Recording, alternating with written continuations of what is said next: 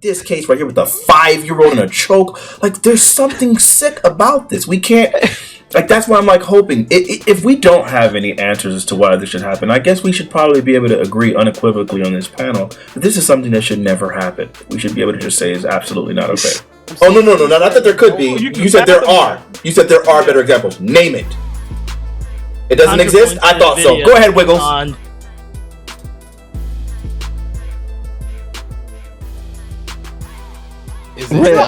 Hey, wait. Just to be clear, y'all know I'm live, right? Yeah. Fanatic, sure, this is content. This is content for sure. Whatever. Yep. Buy Fanatiq's album. Fuck yeah, do that. Hey y'all. Thanks for being here. You are on stream. I'm going to move you to the private room. We'll get started from there. So yeah, let's talk about. Let me ask you guys something really quickly. What would you say on a scale from 1 to 10? How likely would someone be able to get JLP to concede to something like reparations? How likely do you think someone would be able to do that? Scale from 1 to 10. 0. I don't believe it can be done. That man is crazy. What if I told you I don't know if he has all his brain cells firing, okay? You did that? I did that today. Damn. I got that nigga to agree to reparations, bro. I feel like I'm the GOAT. I'm sorry. I'm sucking myself. Today? Yeah, it was today, man. And I went there and I whipped out, bro. I'm so nervous he might not release this footage. It's so bad for him, man. It's really bad. Did you record it yourself? No, they don't let you record it yourself, so I just had to hold that. God, that's my only fear, man. Jeez. How do they not let you record it? Like they have a strict like NDA kind of rule. Like you have to fill out, and then like you're not allowed to have your phone on you. I asked them if I could bring my own camera crew. They said absolutely not to that. They have like a 0 recording policy. Like they make you turn your phone off, like actually off. So I couldn't even like leave like a sound recorder on to record the conversation. You were in person in studio? Yeah. Mm-hmm. And I think it makes sense though, because anytime you go to any studios and they do that, right? Because then they don't want you to be able to release the footage before they do, and his stuff airs like late because they told me it can air next week or possibly even the week after.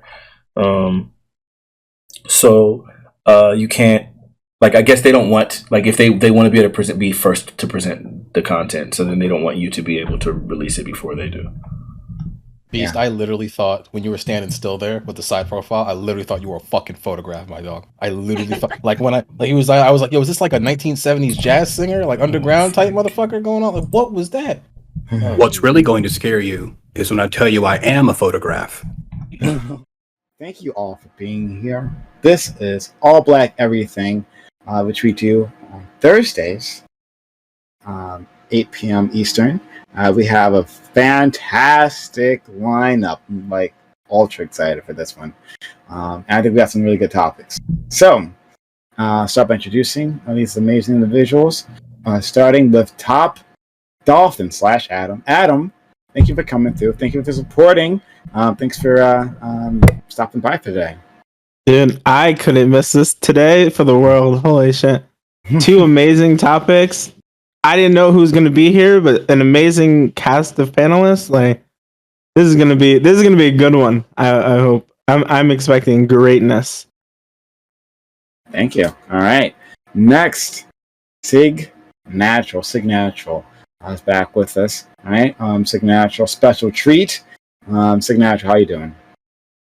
Always happy to be here. Okay, it's great to have a nice discussion with all you guys and everything like that. Especially Beast, I haven't seen him in like a year. That's fantastic. And Wiggle, actually, I haven't seen him in a year either. So it's great to have like nice people to talk to on panels and be able to really dive deep into both of these very good topics. Okay, well, thank you for that, and thank you to those who are helping out. Thank you, Menace Smash, for gifting a sub. We got a hype train going on. Thank you, Beamore, for 100 bits. And he says, never forget, #ban Wiggle. All right, the dream is alive. The dream is alive. And who do we have here, right? We have Wiggle. We haven't had him for months and months and months. Excited, ecstatic, pumped, hyped, all the words. We have Wiggle here. Thank you, Wiggle, for being back for a little bit. How you doing? I'm all right. You know, Mount Olympus was great. Really enjoyed it, but every once in a while I have to drop down and remind all the mortals that yes, there is a path forward. A special shout out to like B More for like keeping the dream alive. If it wasn't for him, my life would be a lot better. And it's just to show you that mortals can hurt gods, even in the smallest of senses. Love to see it. Love to see it. Yeah. All right. Let him know. Right. B More strikes back with 100 bits, telling him to go back into hiding, and then go back to hell. So thank you for that.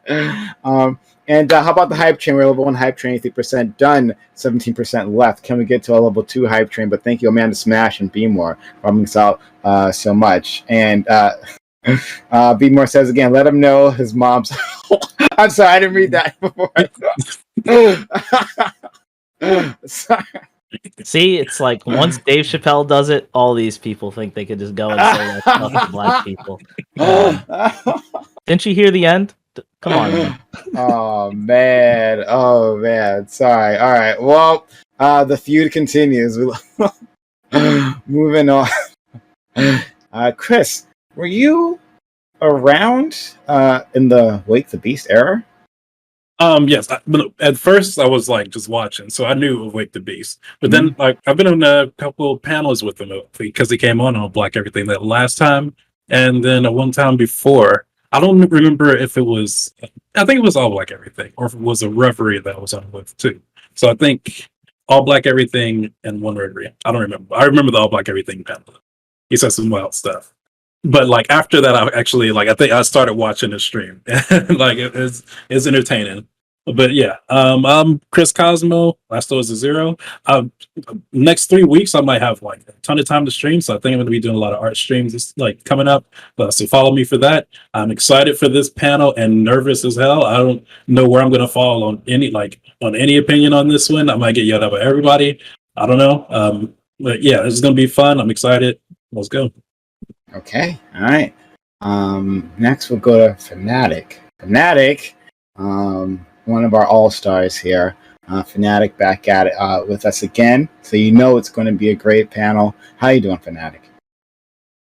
Listen, I'm on cloud 9.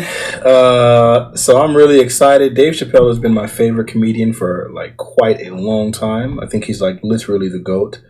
So I think this conversation can go pretty well until somebody starts coming from my dude Dave, and then at that point I'm gonna have to get antsy on these niggas because you don't disrespect the GOAT.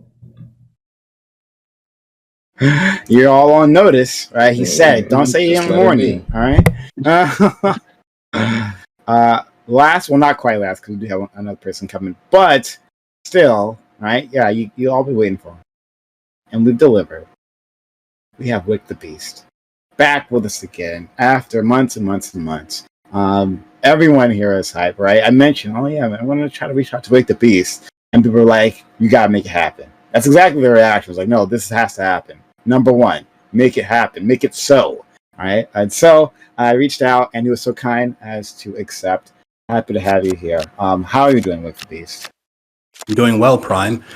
And believe me when I say that whenever I'm here, the pleasure is always mine and not yours. Before we get into anything, I'd like to say, can I get a 1 in the chat from all of my beautiful black women and black men out there who are watching the stream? If you are black and you are beautiful and you know this, and you knew it before it was a slogan or after it faded from popularity, give me a 1. And if you're not black, but you also happen to be beautiful, let me get a 2 in the chat. Let's see just how much variety we have achieved. Whenever I'm invited to something like this, I'm tempted to reach for Edward I. Edward I was a man who took the crown off of his head at his coronation and said that he wasn't going to put it back on until he had reclaimed the duchy that his father lost. But this was also the sort of man who got up on his own horse in a full coat of armor and rode to Wales and took the head of Llewellyn, a wayward vassal. But looking around this room, I see lots of friendly faces, and hopefully by the end of this, we can be more than friends. Maybe we can be family. Thank you. or lovers. Thank you so much for that. Seriously, I'm happy to have you around. And thank you guys for the support. We're at 50% level 2 hype train. Can get to a level 3 hype train. 35. Oh, probably not. This 30 seconds left. But still, help us out if you can. Thank you for the chat. And yes, let's see those numbers. Let's see. What's here? It's actually quite helpful for me because I actually don't know a sense of my own community. All right. So let's jump at it, and hopefully we'll get our last person here soon. We're running a bit late, but we hope they will be joining us. All right. First topic. In a Virginia elementary school, a 5-year-old was put in a chokehold by a school resource officer. The child had ADHD and was singing too loudly in Spanish class and wouldn't stop. Violence against children by police officers is nothing new, especially if they are black. Should officers ever be allowed in schools, beyond responding to an extreme situation like a shooting? If so, are incidences like this one just an acceptable risk? If not, should teachers be expected to deal with non-life-threatening violence that can still lead to serious injuries? So yeah, exactly as it sounds, not great. There was a 5-year-old gripped up by officers. Mother came and tried to put a stop to it. She was literally afraid for her life. She was black. The child was black. She was like, "What is this officer going to do to me when if I try to interfere, right? Like, who knows?" So she was terrified, but she did step in. It's her little boy, so she's like, "This has got to be done." And it didn't seem like she was getting any support from the school administrators and all that. But so we can talk about that and a larger context of these officers in schools. All right, Top Dolphin, start us off. Yeah, so I don't know. I don't hate cops like a lot of people do. I think that I'm not gonna try to justify this individual case of violence. There's so little information out there about this.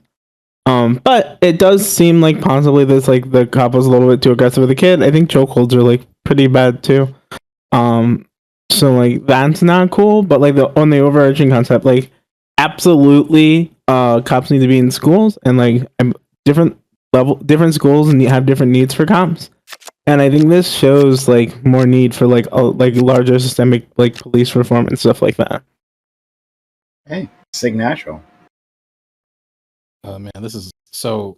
First off, there's no reason why a grown ass man needs to put a 5-year-old in a chokehold. There's just no reason for it. It should just a grown ass man or a 5-year-old choke. Parents these days, they would do that at home, right? If people would say call CPS, we would be like, "What the fuck's going on? What are you doing?" I don't know. There's no reason for I know that kids can be bad, kids can be assholes, kids can yell and scream or something like that. There's no reason to put them in a chokehold. There's no reason for that. You can restrain them, sure. Choke them? The fuck? No reason.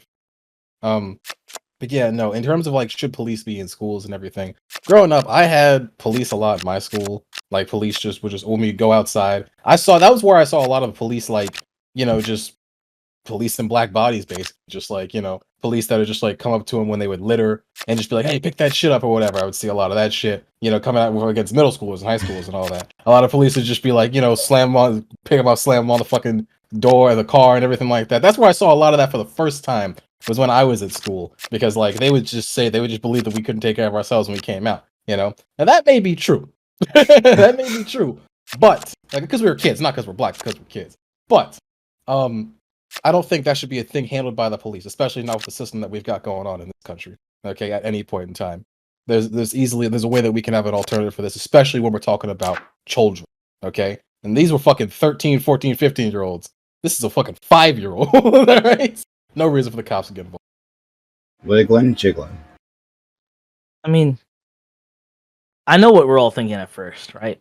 The kid's little, etc. But we got to really think a little deeper about this. What was the kid doing, right? The cop had to have a reason. That kid had to be doing something. And then you got to give them the benefit. And then when you learn, maybe they were singing. What were they singing? The article's NBC. Can you really trust NBC? Can you really trust the context of the situation? Beyond that, perhaps that kid, maybe they deserved it. Maybe they deserved what happened. Maybe you should, like, instead of just listening to what the media says and just taking some response, maybe, like, think a little deeper for yourself. No, but realistically, like a 5-year-old kid, like, first and foremost, like, why a chokehold? Like, of all the things, like, I think my senior year, they took some, like, 10th grade kid that was in the middle of a fight, and they restrained him, and then they dislocated his shoulder, and that was, like, the practice. And I remember we got into these intense, like, little kid, like, looking up lawyer stuff, like, fights, and being like, you're not allowed to do that, it's not allowed in New York State, and, like, they just dislocated the shoulder, etc. And then they got this little kid in a chokehold. Like, it's like they didn't learn after, like, George Floyd. Like, that's, like, maybe somewhere else, maybe, like, a leg hold or something. And then beyond that, it's just, like, why? And then you look at the case, and then you learn about, like, the school has, I guess, some problems with, like, the way they treat specific students, like, students that have, like, that are, like, handy capable, or, like, what is it, neuro divergent. Like, they have problems with treating these kids, and you think it's kind of fucked up. Like, it's pretty fucked up the way they're handling it. But also, like, the mom, she kind of dramatic. I mean, like, she said some shit that was really dramatic. She's like, will I also be shot dead trying to save my son? Like, you're not gonna be shot dead in a school trying to, like, save your son, because once you're in the school, you're a parent. And there's nothing schools scared of more than, like, parents. Like, you're, like, extra protected. Like, your skin and everything wipes away and you're a parent. But I also think, like, you know, overall, like, yeah, it's pretty fucked up. And I think she should get her bag. Like, you know, if she's really trying to go for, like, office, she's trying to be, like, on the board of education or something, good for her. But if there's a bag there, I think she should reach out and grab that, because that could help her a lot. Yeah. Interesting conclusions there, Wiggle.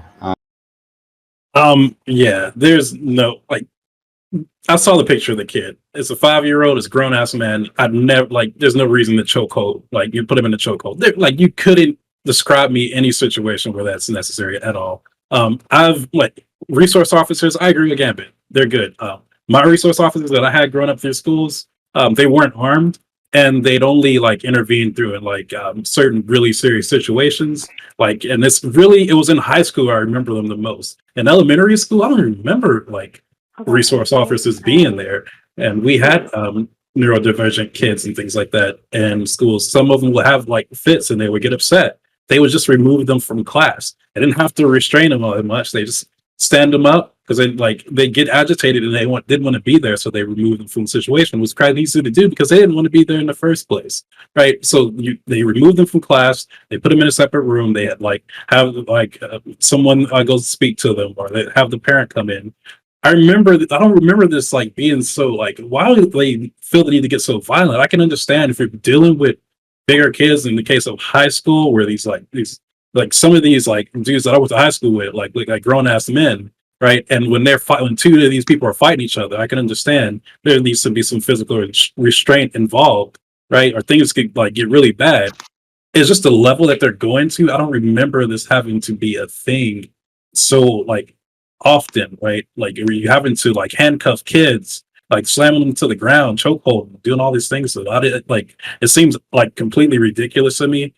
And it just seems like some of these people are just doing that out of spite. I think they just didn't like the kid, and he just did that because, like, he was annoyed, and he didn't like what the kid was doing. Okay, let's go to Wake the Beast. I can only think of 2 occasions in which I would use a chokehold on another person, and this would be either to get a submission win or to kill that man. However, when I think about men, I think there are far better uses of our strength. When you think about the strength of men, we exist to protect things that are fragile. I mean, you can say what you want about the decisions that men have made throughout your history, but without their power, there would be no beautiful women. You would have died out long before you had a chance to flower and blossom. And the vulnerability of children would also be at risk, because without a man there to stand as a threat of reciprocal violence against other threats, your child cannot be vulnerable. So the safest place for a child is inside of a family with both parents. But unfortunately, when we think about our Black boys, they are underserved. in this category. In 1990, the rate at which black children were born out of wedlock outside of this fundamental safety net was 63%. That's unacceptable. In 2016, it became 69%. This is an extinction level event. If we are in agreement that having a father in your life is important, exactly how long are we expecting black boys to exist in this world and have a viable chance at success when they are running the race with one leg and both hands behind their back? So what does this mean for us? It means that as defenders of our community, we exist there as a buffer between those who would threaten our children. And until we do that, men, especially police officers, have no reason to fear putting hands on a black child. I mean, what are you going to do? Go home and tell your father? I mean, even if you have one, he's probably a convicted felon or one of the 33% of black men in America who have a felony, who can't even purchase a firearm to defend you with. And this is exactly where black men need to step up and be better stewards of their children. Based. Wait the based. Oh man, this is gonna be a day. All right, Fanatiq, you're up next. Whew. This is gonna be a good one. Listen, I think what the idea about whether or not police officers should be in a school, period. I don't really think that I've seen that police officers really do contribute to making the school more safe. I think we have things like school psychologists and people like that to deal with these sort of situations, such as unruly children. Like I think most schools are required to have a school psychologist on board.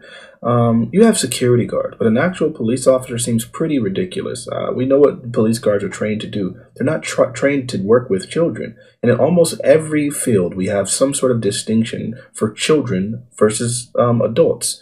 With the court system, we have child court versus adult court. For psychologists, we have child psychologists and we have adult psychologists. They require different education. For educators, we normally have adult educators and children educators. You can go to school and get a master's degree in early education or adult education. These things are different. Pediatrics, we have like pediatricians who are designed specifically to treat children versus other doctors who are going to specialize for adults. So the idea that we would have an officer, a police officer working with children and putting them in chokeholds shouldn't be used regardless. I believe within the George Floyd Justice and Policing Act is a nationwide ban on chokeholds, federal. So, and the withholding of funding to all the other states that don't comply with this. So we obviously recognize already a need to get rid of chokeholds. Why would you need that on a child? It's absolutely reprehensible. I understand that this mother, I don't think that this mother is hyperbolic. I think when interacting with police officers, especially when a police officer seems like he's intent on finishing his, inflicting of harm, I think that they can be really hyper reactive. And we've seen so many different cases in which then they start trying to arrest like other people who are unrelated and things like that. I think it's a warranted harm, probably due to all of the trauma that woman has experienced watching all of these random black people being killed and brutalized by police officers. I think it's fair. I don't think she's hyperbolic. I think we probably don't need police officers in schools, but I'm willing for someone to show me some sort of data that shows that police officers in school create such a benefit that outweighs all of the negative harm and implications from them being there. Okay. Next, we have Jay, who is back with us. I'm very happy to see her once again for a second time. Jay, you can introduce yourself and then introduce your feelings on this topic. Hi, sorry I'm late. I got caught up by a drawbridge. An actual drawbridge took 15 minutes. You're a little quiet. Can you hear me now? Does that sound a little bit better? Yeah. Mm. Okay. I sorry I'm late. I'm Jay. I do cooking streams, and I just built a PC a few months ago, so now I'm starting to do game streams. You can catch me at jcooksnada on Twitch. You can also follow me on Twitter. And I'm excited about these two topics. I think we're starting with topic one. So I'll just dive into my opinion. I think I agreed with who had said it. Someone had said, I think it was Wiggle, who had said that she didn't seem that I don't know. To me, I mean, obviously, I think that, officers shouldn't be in schools. And Wiggle, to your point, it seemed that like she didn't care until something had happened to her son, which is, I mean, more power to you. Like she did take a lot of action, but that's also the sentiment that I got from the article. I feel like this is not. I don't feel like it's not acceptable. We hear instances of this like all of the time, especially towards Black students and other students of color, and you know, it goes to show that it's more than just the training that these officers get. It's like how it's almost like they're all built the same, in a way. Yeah, that's all I have to say. I feel like I'm missing a point though. Well, we'll have time to get back to it. Okay. But yeah, all right, let's jump into it then. Nobody wants to start. I don't know. It's just for me, it seems like super clear. Like there's no reason for this dude to do this. If we're going to talk about officers in school, I can definitely see like some issues coming up with that. I can see why you wouldn't want that there to be that. I mean, if we're talking about armed officers, for me in my case, I don't have experience dealing with that. All like resource officers I've dealt with like were unarmed and they were relatively just like in places. They'd never really said much of anything, and they only did things when they were called to do something. Like I never had a problem with the resource officers that I had in school, but that can be totally different depending on where you are, and if like you're threatened by these people who are armed, right? They're very authoritative. They're constantly like all around keeping track of kids and things like that. And when situations go down, they're aggressive in handling these kids. So I can see where this can be a problem. But I don't have much experience with that. I'd say that's bad, period. But I can see in some cases where it's needed. Like I said, I went to school with grown people who look like grown men, white, Black, Hispanic. People on the varsity football team were gigantic, and when they got into fights, it was a dangerous situation. And I can see where those officers are needed. Teachers can't just talk those kids down, right? And I wouldn't want the police to be called in to the regular police to be called in with guns and things like that. And during a situation like that, and somebody could get seriously hurt, those types of officers there who knew how to restrain the kids, who knew how to stop these situations from happening, and settle things down, I'm okay with that. When I was in the 5th grade, I went through the DARE program. And during the DARE program, we would have an officer who was typically on campus who would come and speak to us about drugs and drug violence. But it never crossed the line. And I can only imagine how I would have felt at 10 years of age watching this grown man put his arms around a child's neck. This would have been beyond reprehensible. But there was a difference back then. These men who policed my school, and there was even another police officer who policed my neighborhood, they were a part of the community. They lived there. They knew us by our names. They knew our families, and they had a reasonable idea of where we lived.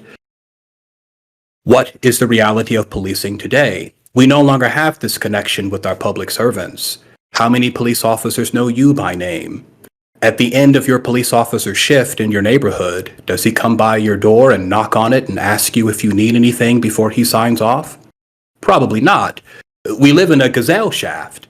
And in a gazelle shaft, we are fundamentally disconnected from each other. And it's that connection that enables the level of empathy needed to police effectively. And so until we reestablish some sort of communal level empathy, policing is doomed, not just in schools, but everywhere.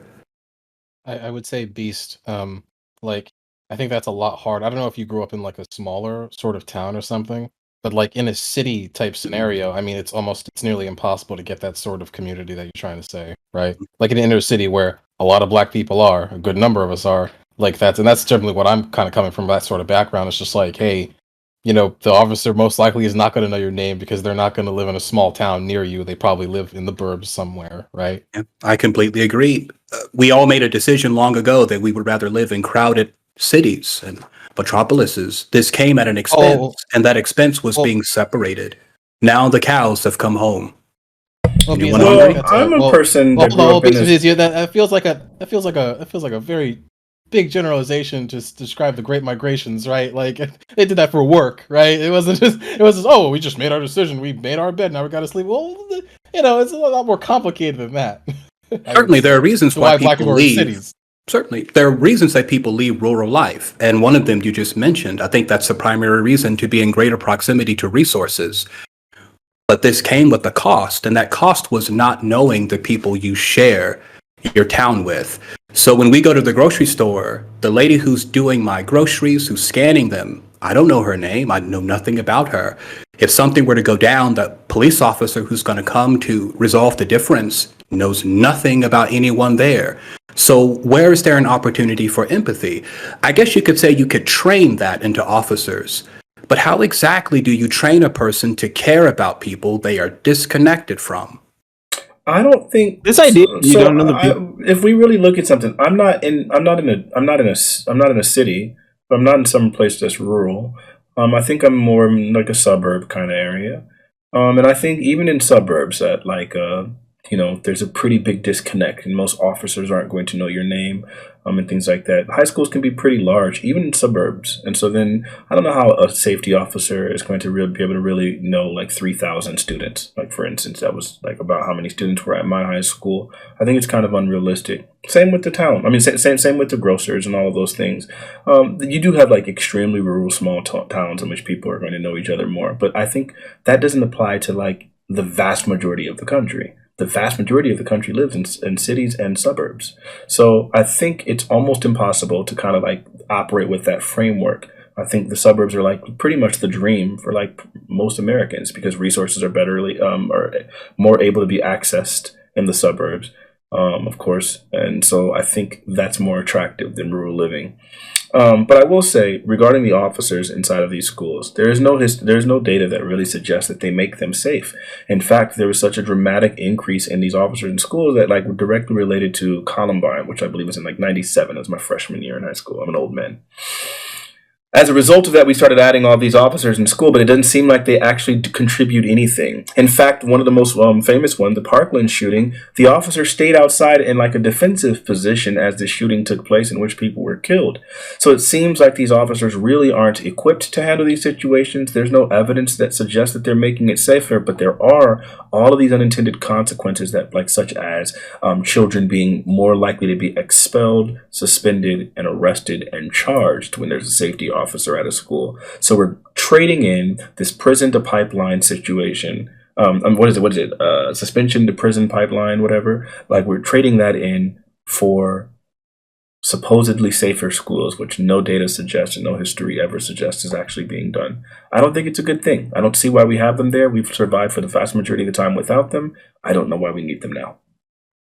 I guess I have a misconception about resource officers. Like, the ones I had in my school were like glorified security guards. They couldn't arrest anyone. No, an SRO is not a security guard. An SRO is an actual police officer. They're trained police officers. That's what SROs are. Yeah, well, Chris, we had those too. We had it all. There was the SROs, there was the half-ass security guards that would basically just be like, "Hey, stop that!" when people were just like stabbing each other, and there was just like the actual police officers that were like outside in the parking lot waiting for when we walked home. Just in case. I had that too. Like, always there. All their buses would line up, and there'd be cops outside. I think they were mainly there because like a couple of kids would get hit by buses like a lot, like because they didn't walk across the street properly. So like parents were upset about that. The cops were just making sure kids walked across the street properly. They didn't really watch them walk. The crossing guards. That's what the crossing guards for. I don't remember crossing guards being there, honestly.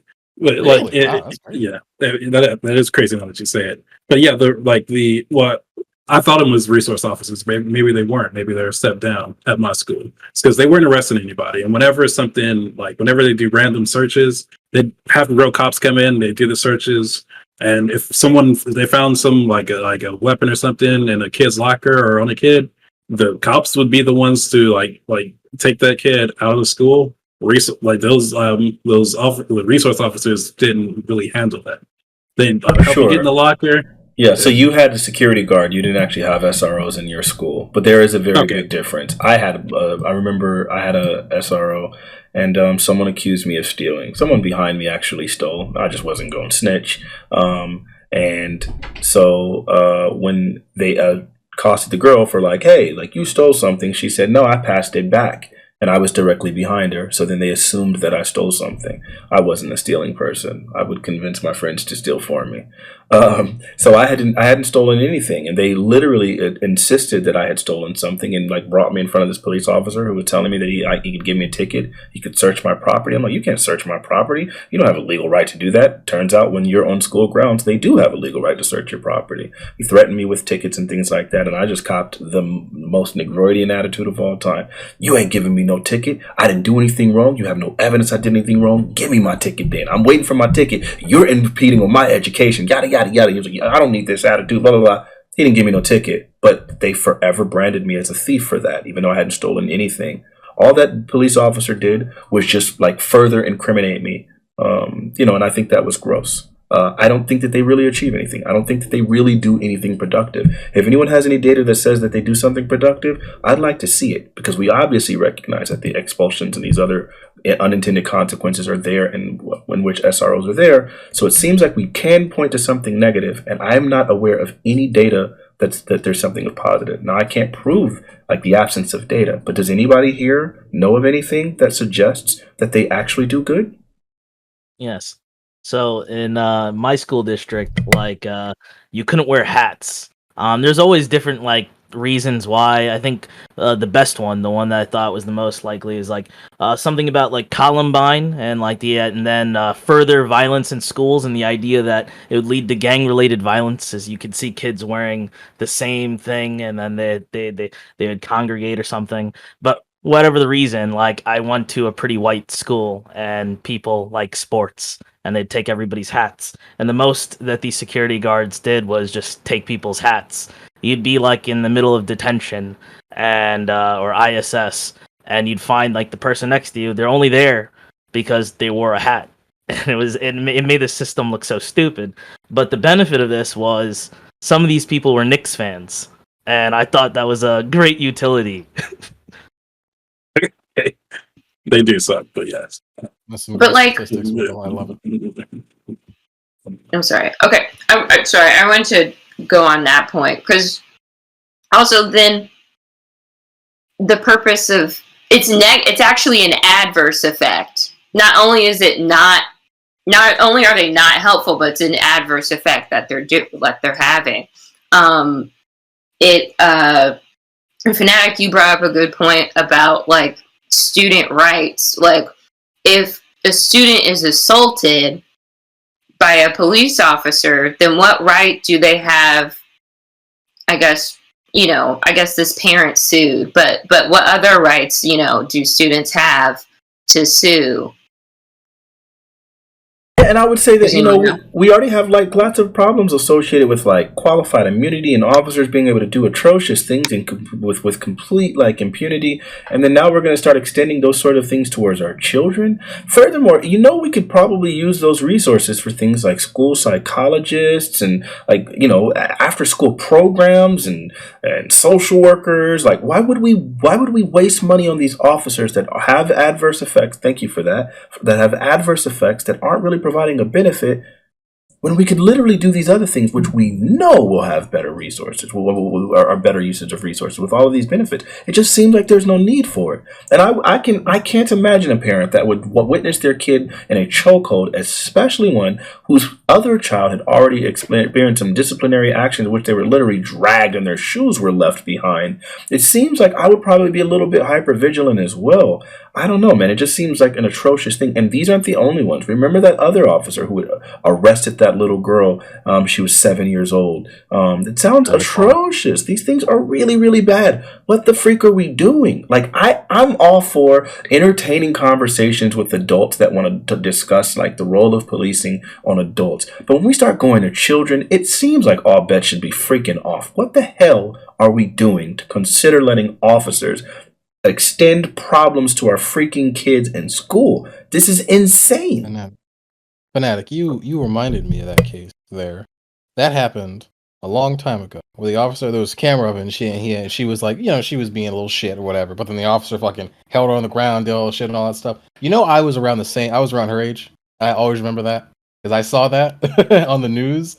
My grandparents were having a fit, and I was like, man, if that ever happened to fucking you, bro, how young are you? What the freak? Yeah, that was like a year ago. Like a year ago? Oh, then we're referencing something else. It was like 7 months or some shit. It happened multiple times. There was another one when you were a kid. About a completely different case. There's one that happened on the news. I think it might have been local news in Philadelphia when I was a child. Oh, okay, when I was that age, and I remember seeing footage of it because there was footage of her doing this. Okay, it was definitely not some shit last year. Yeah, so isn't that crazy that it happened in your childhood, and now we have another one happening like here, and then now we have this case right here with a 5-year-old in a choke. Like, there's something sick about this. We can't. Like, that's why I'm like hoping if we don't have any answers as to why this should happen, I guess we should probably be able to agree unequivocally on this panel that this is something that should never happen. We should be able to just say is absolutely not okay. It's pretty crazy because interesting question. Have any of you I know Fanatiq spoke to his experience. Have any of you guys had like interactions with like a school resource officer, school security officer? Yeah, I guess I can't really. Yeah, so I actually posted a study in the chat. No, for sure. What it seems to say is that school resource officers being present leads to about a 3.5% increase in like not necessarily like violence, but like people being charged with crimes for things that happen in schools. Which could be, right, to be very clear, it could be just because the places where school resource officers are necessary are more likely to have things that need to be escalated. But it seems to be like maybe like there's some and I don't personally think school resource officers like in and of themselves are bad, but it seems to be like there's some procedural thing that whenever a school resource officer gets involved, that the solution to this is like people need to be charged with crimes, people need to go down to the police station. And personally, I've been I've had 2 really discrete interactions with like violence in school, where like a adult had to be involved, and one was I got into a fight in 6th grade. No, I got into a fight in 7th grade in which the officer had to remove the other kid off my face because he was like punching me in the face too much. And the other one was in 3rd grade actually, where I this is gonna sound really bad. It's not as bad as it sounds, but I like hit a teacher, and but in that case we didn't have a resource officer around, and it was up to like a male teacher to be in charge of to like removing me from the situation. Not that I was like violent against the teacher, but like obviously if a teacher gets hit, like people take that really seriously. And I lost my fucking mind. I don't know what happened.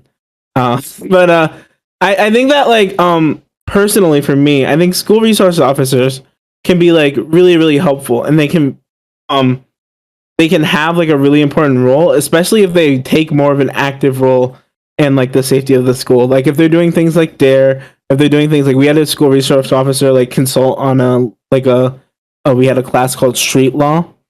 Like there's a lot of things that resource officers can maybe do, and maybe like procedural things we can change so that like the goal isn't like whenever a police resource officer gets involved, it's to like take kids off and charge them with crimes and demonize them.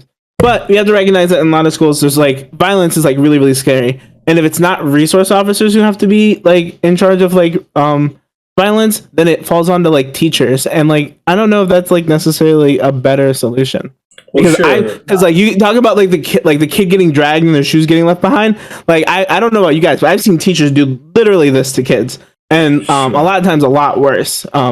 And so just because like resource officers do these things doesn't mean that the alternative solution to get rid of like violent acting kids and stuff like that would produce like better results. Maybe they would get like prosecuted less, but like that doesn't mean like the situations are handled. Go ahead. No, you all right. So my problem is basically we're topped off and was leading to there at the end, saying that these officers, right, like they understand people as criminals. This is what we teach them, right? Like there is a problem, you don't comply, then use force. Like we see it all the time, and we see them lie, right? So I don't know how many videos we have to see. of an officer gripping up some kids, slamming them to the floor, right? And maybe putting them in some brutal hold for like a behavioral issue, right? Not even a violent one, oftentimes. Just, I kind of felt like it, right?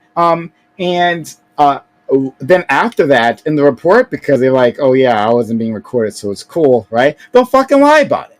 They'll lie about what happened. We've seen it time and time again. It happens outside of school, so we know what happens inside of school, and we have it documented inside of school as well, right? So I am not gung-ho about having these people in there, right? And especially since it's not like one that kids can't get violent in all schools, but they don't have them in all schools. Somehow they manage. So like. Look, I'm not saying that a situation can't come up where an officer is required. Absolutely, these things get fucking crazy. Shit gets wild. But if you have them there at just, I think part of it is the ease of access, right? The teacher can say, "Well, I don't want to deal with this, right? This kid is too much for me to handle.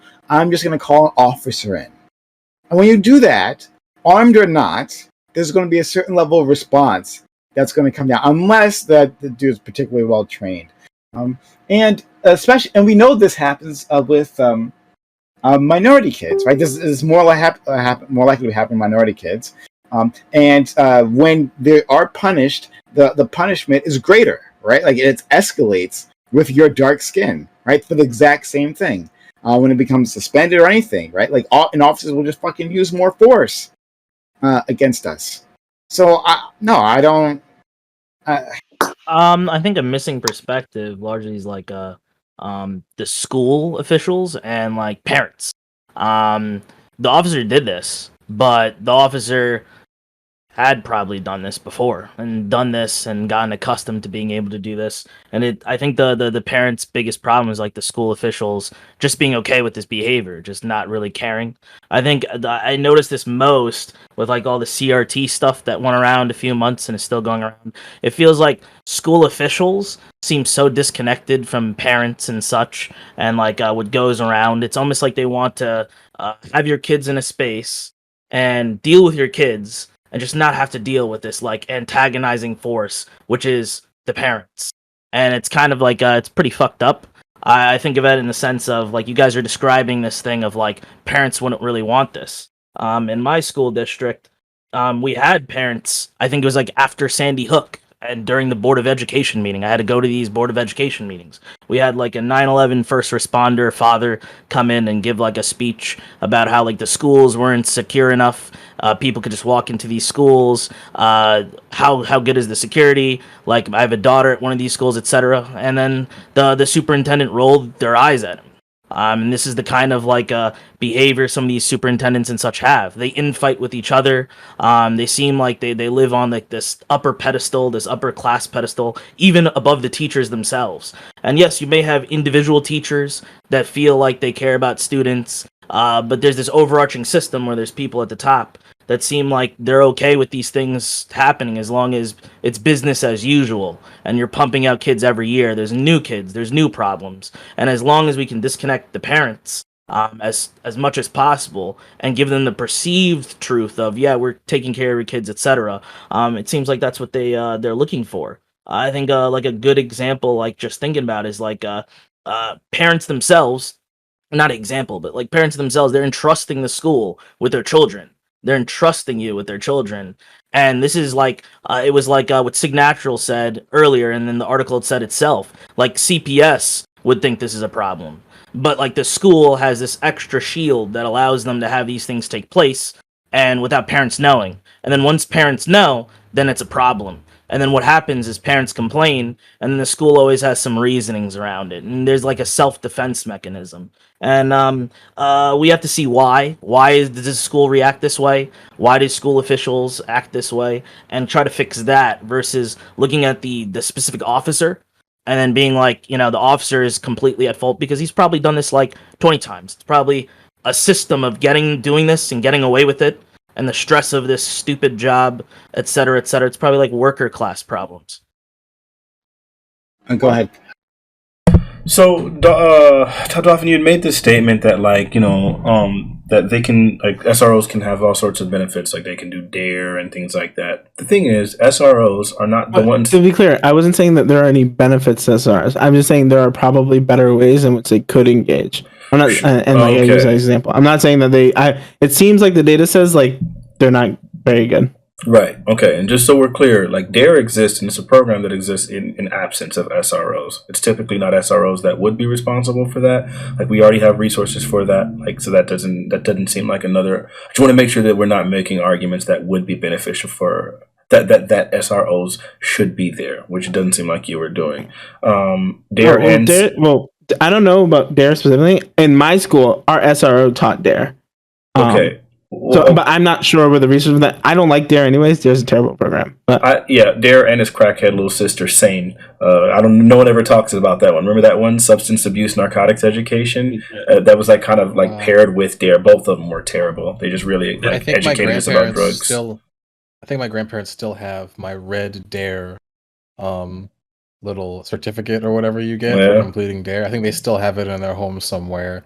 Boy, have you disappointed them. The one thing I got really annoyed with DARE was when it was just this awful thing where they said they just lied to you about shit. Basically, they would just have spread misinformation and just lie to you about stuff. Specifically about marijuana. To me, specifically about marijuana. Like they were just like, you think? I remember this woman said, "You think marijuana is good?" Well, and she just tells us an anecdote, a story about a woman who smoked weed and fell asleep and her baby fell and died in the tub. Shit, right? And so that's why marijuana is bad. And we're just like, even as high schoolers, we're just like, that doesn't make any sense. Obviously, none of us knew what a logical fallacy literally was. But we were just like, that doesn't work at all. Yeah. Like, what are you talking about? So for me, I remember DARE really was more in elementary school. The one thing that they gave me in elementary school that I've never forgotten was they were showing a person. They had a person spin around in a circle for a long time, and then like they were like, okay, now we'll try to walk in a straight line, and they were like, that's what it's like to be driving while drunk. And I remember that standing out in my mind, like, wow, I guess if you really can't, like, because I never drank, obviously. And it's like, it seemed like that'd be really impossible. But overall, those programs were a complete smut.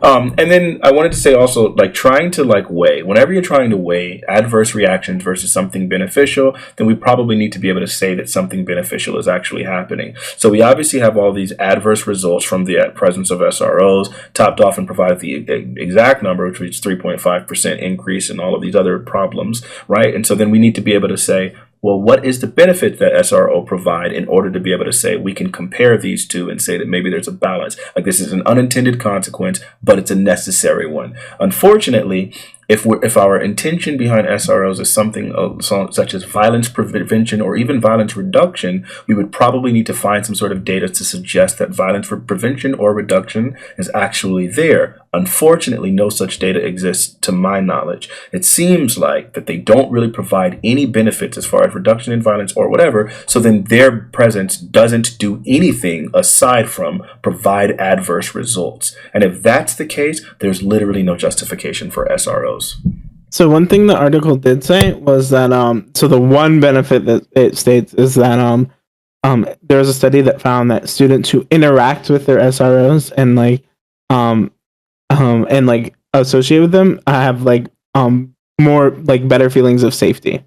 Now I'm not and I don't think that argument. I'm not criticizing you for it, but yeah.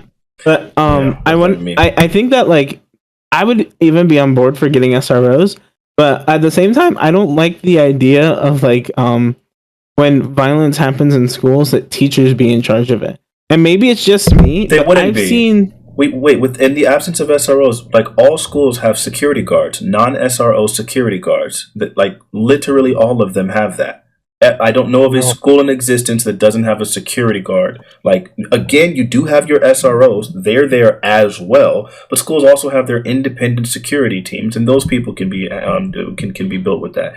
SROs received tremendous increases after Columbine. Do you think that before then that people were just not doing SROs whatsoever or no security whatsoever? Security guards have existed on campuses since my mother went to school. So the idea is we already did have things in place, and we are being the hyper-reactive Americans that we are, reacted to this Columbine thing because children were present, and then decided to start doing something, which we now have data that suggests was incredibly ineffective. We tend to do this all the time. If you remember the Patriot Act, the way that came about was in response to 9/11. How atrocious has that been to American privacy, right? Like, we do these things on a regular basis. It's insane and asinine to me that we would recognize that we have this tendency and look in the clear face of data and say, wow, here's a problem, and not have any data to support any benefits to it, and would still say, I still like it. I'm sorry, well, topped off and you provided something, and apparently children feel safer, which just makes sense. Within the presence of police officers, I can imagine children feel safer. I don't think their feeling of safer is beneficial enough to outweigh all of the adverse effects. But if you guys feel like their feelings are enough, then, have at it. I don't really feel like that's worth convincing. I'm middle, high school, biased. None of the schools. So we're responding, then we're going to Jay, Chris, and Wiggle. Yeah. So let me be clear. I'm really biased, but the one school that I went to that didn't have like an SRO, or we actually had some of them were actual like police officers stationed in the school that weren't SROs, because there is a difference. But the one school I went to, it was the same thing. Like, janitors and male teachers were the one resolving conflict. Any males that were available. Yeah, and there was so much, I just remember every time there was like a fight or something, teachers handled it like completely awfully. There was a teacher who like pulled the girl's hair. There were teachers who were like dragging kids around class. It was like atrocious. And every time, and like I said, anecdotal, every time a resource officer got involved or like a police officer got involved, it was usually like a lot better. Maybe it was just because the kids were too scared to like fight an officer, but they were like, fuck this, I'm going to punch the teacher in the face. But it seems like having some sort of authority on campus, and if it's security guards instead of SROs, I'd be down for that. It seems to be better than having teachers handle things. Let's go to Jay. Chris, Wiggle. Wiggle already said my point about parents and teachers coming together, because I think that's also at least half of the problem. Like, sure, your kid may have behavioral, like something, there may be something going on with him. Like this kid in the article, he had autism, but that's still no excuse, to put him in a chokehold. And I'm really curious to know if the officer even knew that, this kid had autism and he was interacting with someone, and if he was even trained to interact with someone with autism. I doubt it. But I'm sure, I can bet on it that both of those answers are no. But I guess my other point was that with security officers, right, with these SROs, where is the money coming from? I'm always someone who looks at the finances. And if it's the Department of Education who's paying for them to be on campus, then why aren't they doing more to, make sure that these officers are appropriately trained, that they're involved in their community, that they're actually doing their job? I did look at the salary. It's not. It's really not that much, but it's like a teacher salary, but it's still no excuse, because if you're taking this job, and let's say you're someone who you've been on the force for 7 or 8 years, and you take this job as a side hustle, more power to you, but you're dealing with kids, right? You're not dealing with adults. And coming into a campus with the same mentality that you have on the street as a beat cop is pretty problematic. I don't know.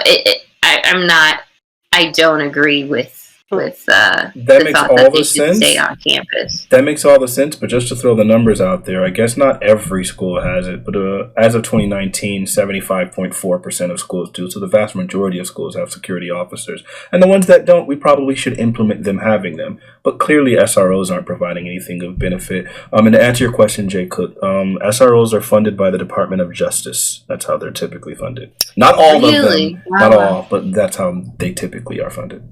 Okay, yeah, because I was looking at an article by Politico, and in New York City, it's the Department of Education that funds them, and those employees come from in the NYPD, which is also another problematic thing. But considering stop and frisk and how terrible they are, but.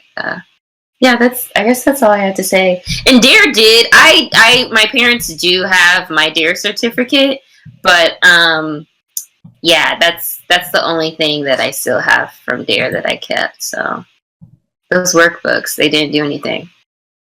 I'm gonna stop you from rolling a joint. Yeah.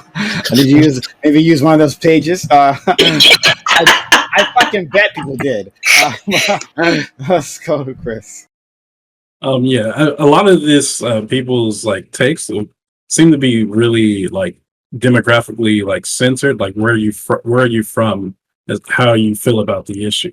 And I can see like Gambit's situation with like being like in a southern rural town, like that doesn't have a lot of resources. I can see these things like not having these things, and like having a lot of issues with like having safety issues with, like if you're in a low income area, there's gang violence and things like that.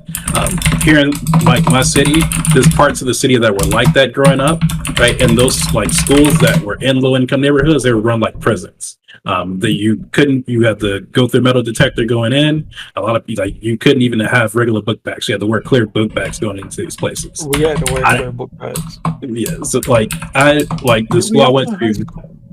Yeah, the school I went to, it was really mixed race. Like it was in a mixed area. It wasn't like there was issues, right? There were still fights. There was still like some gang related activity with some kids, like white and black.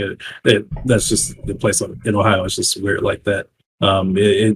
There's a lot of that stuff, but it wasn't so heavy that we needed officers in school. They were only called when they were necessary to be there.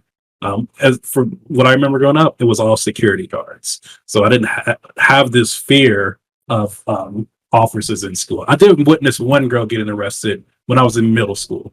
And that was weird. That school was actually in a low income neighborhood, but it was actually a rebuilt school. And I was actually doing pretty well as like a school that they tore down and brought back for the neighborhood, and they fixed it all up. I did remember witnessing one girl getting arrested. But it wasn't really a fight or anything like that. She wasn't getting held down or anything like that. They called her for some reason. That's the only time I've ever witnessed that. So like that's the reason why I come with the tech I can understand like from your perspective that being an issue and that being needed. And I can also see like in a sense of like Fanatiq in a case where like a lot of kids were like getting like spitefully like put through the prison system from these officers in certain places. Like if you have like a school system or just like officers coming in like who don't really know a lot of these kids, like they're more annoyed than anything. I can see them doing things like heckling kids, causing problems, right? Exacerbating problems. It's hard to like just give an answer for every single school around the country because like all these areas would be completely different, and like the things that are needed to handle these situations are completely different.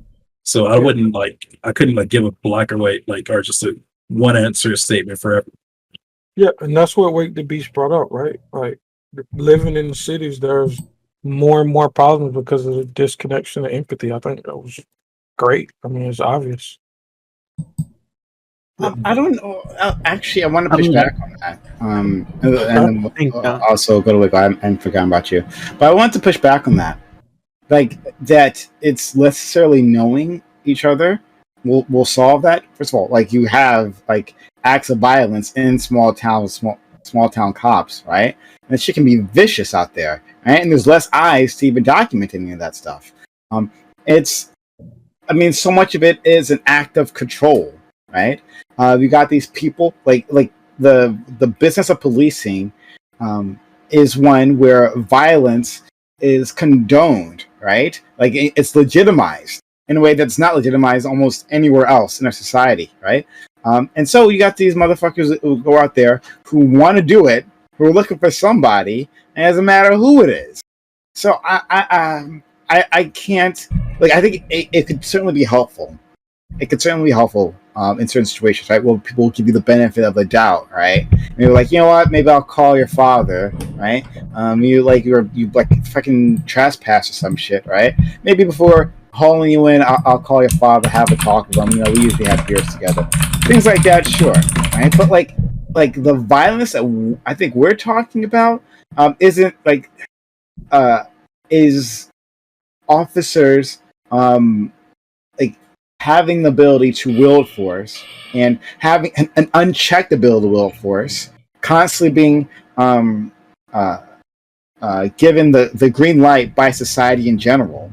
So I don't think that, you know, oh, just because I know Officer Bob, that'll, you know, save us. I don't know. Yeah, to like back up that, like, how many, I don't know about you guys, I've heard so many stories from like especially women who'll be like, yeah, like this really bad thing happened to me from my ex-boyfriend, but my ex-boyfriend's dad a cop, right? And like because he has such a close tie to this, like, or my boyfriend's like friends with a cop, and because there's so many really really close ties that like I can't like hold people accountable because people are friends with people. I don't like buy into this idea that like that I'm like, I don't know, because I've heard there's data out there. I haven't seen any of it. Maybe I should go looking. But I haven't seen the data that like cops being like in an area or like knowing the people in an area is like better.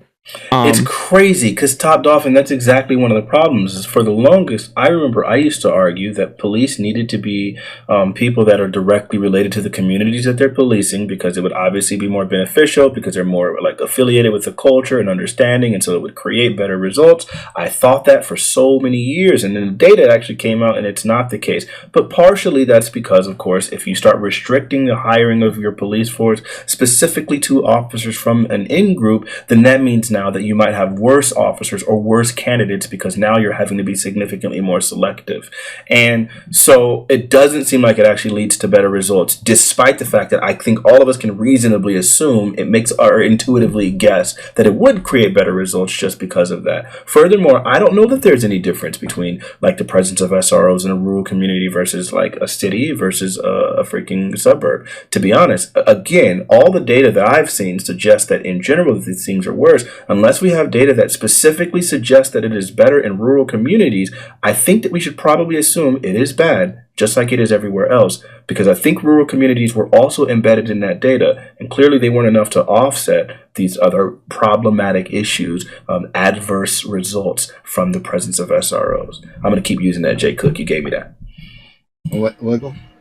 Yeah, I was gonna stress once again that like the instance that was brought up earlier was like a 7-year-old, and in this story it's like a 5-year-old. Like that's really bad. Like we're not talking about like 18. Like these are the ages where like even pedophiles are like, how can you do that to kids? Like, you know, those are kids. Shut up, dog. But it's like a really young group of people. These are people that are like the trick-or-treaters. Like those are young kids that this guy's putting in a chokehold. But like outside of that, like Top Dolphin was mentioning something about like the feelings of the kids feeling safe and stuff, and I'm like, yeah, but there's also the element of like the parent, you know, what the parent feels, etc. Because it's like I think about like the instances that GSU Gambit's talking about, and then it brings to light exactly what Chris Crosby was talking about. It's like me and Gambit lived in completely different circumstances, and when he's describing like how he felt at his school or what have you on this panel, I had completely different experience. Like I had like a more privileged experience, and like when I think of like my school and I think of like high school, I think like,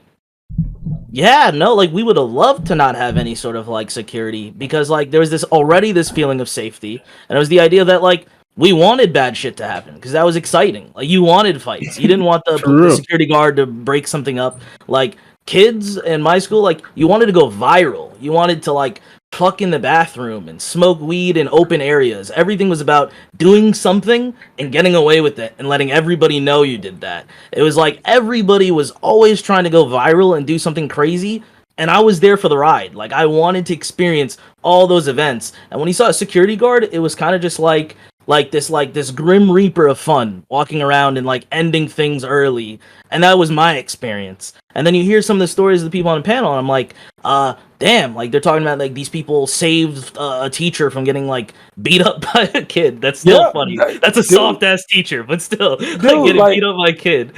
And I'm like, I was the kid. I was not beating up teachers. Okay, that's a very long story. Maybe another day, but like I'm just be clear. I wasn't out here like beating up teachers. Okay. Although my record. I remember a time a school overreacted. Oh yeah. No. I'm going down memory lane this whole panel. Okay. So what? So I was saying that there was.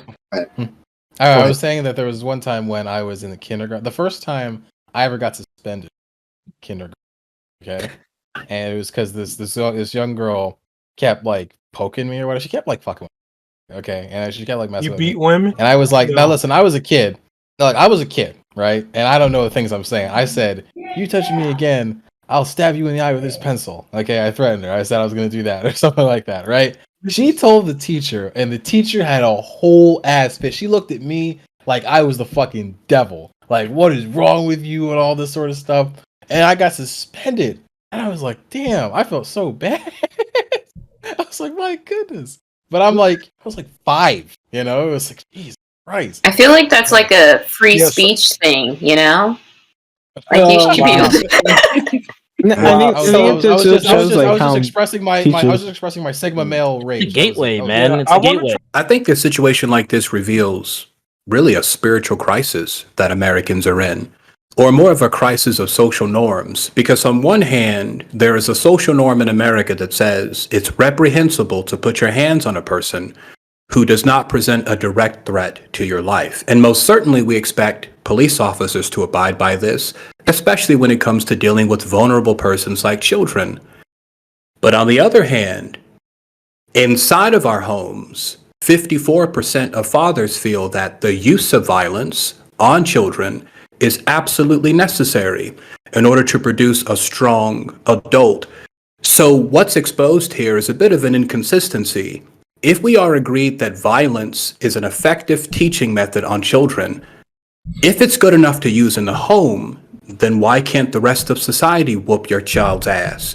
But if we're saying that it is not a good thing, then our position on the stand should be the same. But I just want to push back against this assumption that police officers or policing in itself prevents violence. If anyone here is laboring under the apprehension that the presence of police officers prevent violence, I just want to share some information with you. The Institute for Health Metrics and Evaluation published the study on Thursday in the medical journal The Lancet, having compared data from the U.S. National Vital Statistics System, which provides data on births and deaths in the United States, to 3 open-source non-governmental databases on fatal police shootings. According to the study, between 1980 and 2018, there were about 30,000 deaths from police violence across the country. On average, that's the equivalent of 2 people in the U.S. killed by police officers every day. But more than half of the total deaths, 55%, were not reported. This means there is a culture of underreporting the true impact of police violence. 55% of police-inflicted deaths are misclassified as something else. And can you guess which demographic in America was most greatly misrepresented? I think you know already. It's you. It's me. It's your son. It's my son. What does this mean? It means that we really don't know how safe policing is. And until we know, police officers should not be around our children unsupervised. Listen, Wake, I just want to say I love you for that. Oh, I'm muted. Absolutely. Listen, Wake, I want to say I absolutely love you for that. I think that's great. I'm going to read those studies myself. That's a humongous talking point that I definitely need to add into my arsenal. And I think it should inform our thinking even more so. Regarding the spanking thing, though, I do think that I think there's plenty of things that you would say are that are appropriate for a parent to do with the child that would not be appropriate for other people to do for a child. I think within like that specific dynamic, there might be the presence of of something like, I guess, the fact that you care for your child and you demonstrate that you love that you love your child on a regular basis through caring for them, through all the positive affirmation, that the presence of something like spanking doesn't immediately carry with it the same ills and problems that would be in the presence of like from like I don't know, a teacher or something. A teacher doesn't necessarily, you can't be guaranteed that a teacher loves your child as much as a parent should, right? And I think that all of that, those like this predisposition towards doing something out of love from a parent is going to be drastically different. Not that it's always there, by the way, but it's going to be drastically different than I would have towards a teacher, a principal, or anyone else. So while I again think like spanking should be super duper minority of situations, absolutely a last resort, I think that you should probably try as many non-violent ways of doing it as you can. We've kind of had a previous debate on like spanking in general. I would say even though I might make some concessions on parental corporal punishment, I think there's never any way that I would ever say that this would be the equivalent from some non-parental, non-familial figure. I think an issue here is a more general question. It's a principle. Does violence work as a method of education? Can people be made better by the introduction of violence? I think in general, I would probably say no, but just really quickly, I would say, for example, like popping someone's hand that's about to touch a stove, like a 3-year-old, that's violent. And I think it's incredibly resourceful and I think it's beneficial. And I would say it would be a very good instruction tool. Fanatiq, I actually think that the best way to do that, instead of popping their hand, is to let them touch the stove. Exactly what I said to someone. Yes. I'm not entertaining this. I'm not. I'm sorry. I love y'all, but I can't. Really dumb thing to say because like it's fine if it's a stove and you get like a little blister on your finger, but if it's a car and they walk onto the street and they die, like obviously he's using an innocuous example, but like these are not like you got. I hope you sit there not that and bad, enjoy but like a car or like a knife is like a completely different thing. Holy shit! You know what will happen to that young kid. I hope you sit there with joy on your face, awaiting the kid being hurt. That's what my parents did to me. That's what my mother says. She watched me reach out, and I vaguely remember this. Watch me reach out. You know, childless. There's a third option. There's a third option. Go ahead. We can give our children the benefit of the doubt that they are capable of learning, and we can speak to them. See, what I do with my son when he's doing something or about to do something I don't want is I say, son, why are you doing that? And he uses his 4-year-old mind to tell me to the best of his ability what he's doing. And when he's finished, I tell him the consequences of that. And more often than not, he looks at me and he says, okay, daddy, and he stops. And this is what I wish I could do, because I think in a way, Black children are the greatest, are more at risk than other groups of violence. And what I really wish I could do is I could take all the Black boys and all the Black girls in America and I can sit them down and I can look them in the eyes and I can say, you're beautiful. Nothing is wrong with you. You are strong. You can do good things. And I wonder what sort of results that would present just to have little Black kids hear that for the first time without the assumption that they're dangerous. And to be clear, not all physical intervention is like spanking, right? Well, so like if your kid is running out into a street and you like pick them up so they don't run out into the street, that is not the same as like striking a kid's hand when he touches a hot stove, right? Talking about uses of violence. Sure. Yeah, but like but like these things, I don't know if you would call both of them violence. I wouldn't. Well, I wouldn't call embracing a child violent, but striking a child is definitely violence. Absolutely. But I would say for one, I don't think that we would be able to compare like adults to children. And here's the reason. As an adult, I can use my words with the full expectation that my wife is going to be completely able to comprehend exactly what I'm saying, such that the idea can be made very crystal clear that she should not be touching the stove. However, trying to communicate with my words to my 9-month-old to stay away or not to touch the stove, or my 1-year-old or 2-year-old. There's plenty of times where a very, very young child is not going to be able to fully grasp the words and needs to just be obedient. And if you see a particularly rebellious child in those scenarios that's going to do something that's incredibly harmful, and it seems that words aren't effective, and he's doing something that is probably egregious enough that he can result in like great bodily harm or death or whatever, like running out into the street repeatedly after being told consistently or being grounded or something. I think in those sort of situations, I think a light pop ought to do the trick. Mary Poppins. But wait, so there's plenty of ways you can intervene. No, I'm talking. Okay, there's plenty of ways you can intervene without necessarily like inflicting pain, because like what like the research shows is that like whenever you inflict pain, you are right in one thing, is that you create children who are scared and obedient, rather than children who are empathetic and make more moral decisions. And yeah, like when a kid reaches for a stove, you can simply move their hand away from the stove and say, "Don't touch that." Right? You don't have to like hit the kid. You don't have to like cause pain in order for them to fear the stove. Right? But what happens if the child does it incessantly, despite the fact that you've said no repeatedly? Let them touch the stove. I'm not entertaining that. I'm sorry. I mean, you remove them from the situation, right? Wait, hold on. Sig, you don't let them in the kitchen. Per se, I got you, but Sig, just to be really clear here, I hope you understand that what you're suggesting is violent. If you, through inaction, allow your child to be harmed, knowing that they are going to irrevocably receive harm, that is violent as well, right? Fanatiq, I would tell them. No, Fanatiq.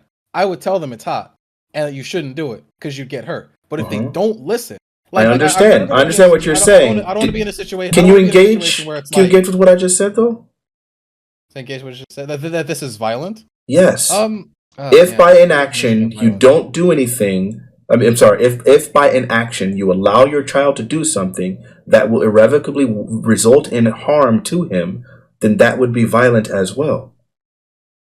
I suppose I'd have to say yes. I guess that's one of those. So I guess you are okay with violence, but right. So you feel like disagree. So you feel like inaction violence is okay, but action violence is not okay.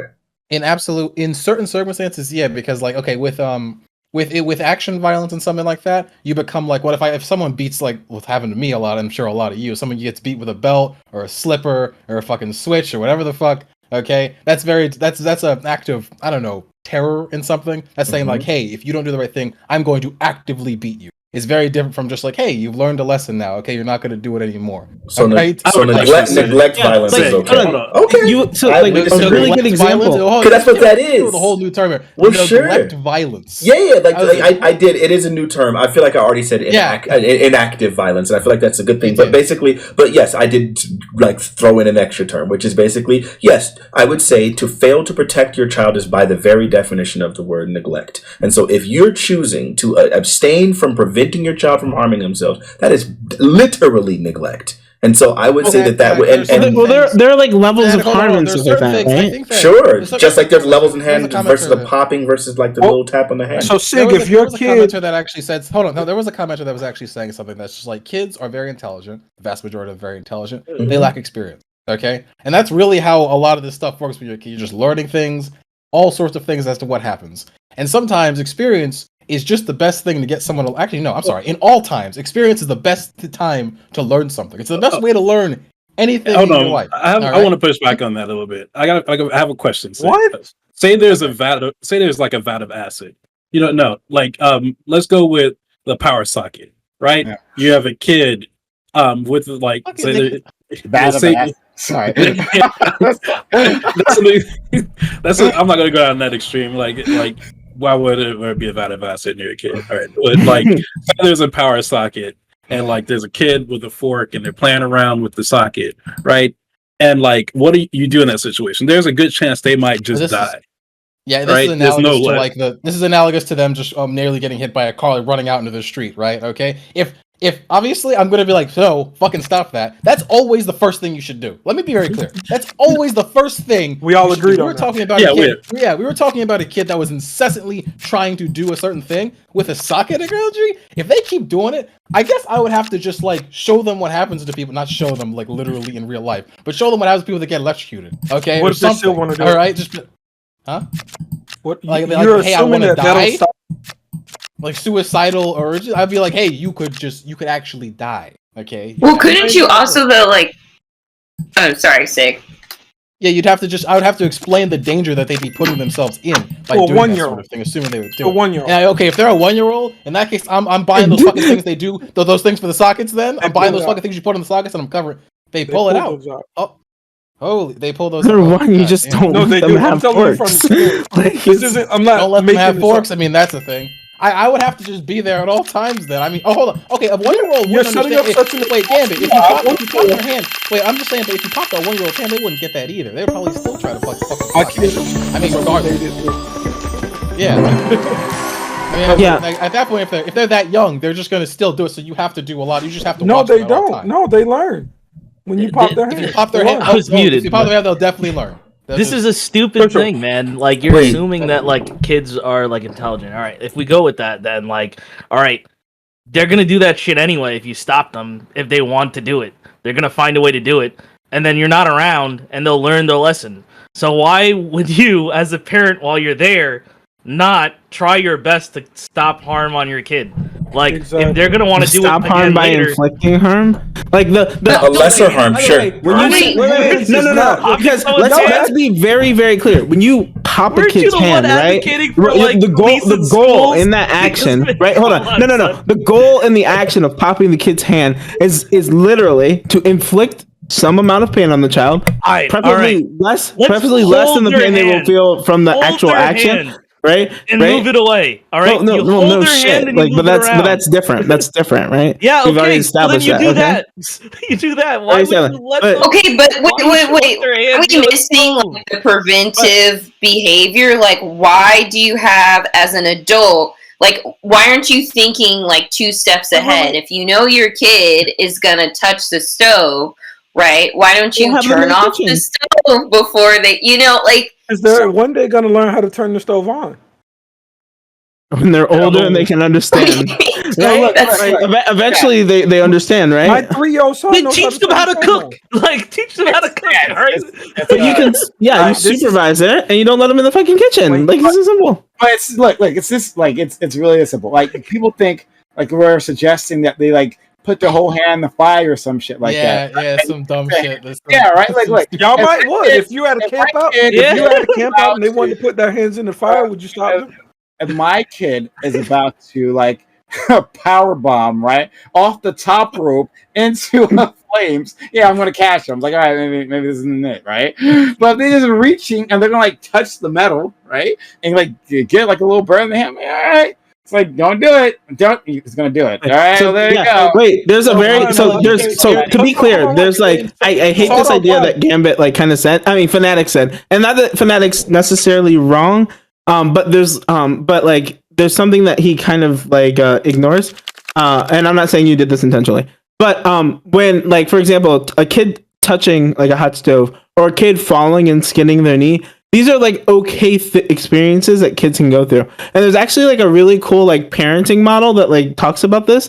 I think it's called the Little Tinkerer model. I can't remember who proposed it, but I took a class on this. There's where like the goal of the parents is to be like a safe haven for kids. And so kids basically go to the parent, they recharge their social stamina or like energy, and then they go out into the world and they tinker with the world and they experience things. And what the parent should do is they should be there so that when the kid has like a bad experience, they're a place where the kid can go for comfort and to be consoled. So like certain types of things, like touching a stove, like if your finger is touching like a pot, or like skinning your knee on the ground, these are like innocuous things that aren't gonna like that aren't gonna like largely affect the overall safety of a child. That letting these kids go through these things is okay. Because it allows them to like experience the world and like test around with things. Now, obviously, like things that are like a lot worse, like jumping off the top ropes into a fire, according to like these represent a threat, and like the best thing to do is like to remove the kid from that situation. But like, and no, never is it like okay to like inflict pain on a child.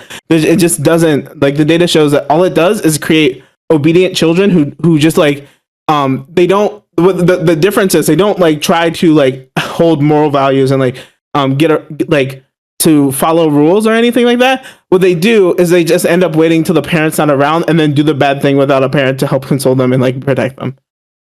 Okay, why don't we? I want to give Wake the last word on this before we move on to our next topic. But Wake, just for the future, if you could palms out to the camera, it makes it easier for me to see you. Right, alpha palms. All right, go ahead. I think it would help to talk about what's going on inside of your child. This is an area in which strength and power doesn't really help you. And that's difficult sometimes as men to realize. We have all this strength, all this power, but when it comes to children and women, these tools don't help us deal with these relationships. Think about how frustrating it is to be a child. Your brain is developing.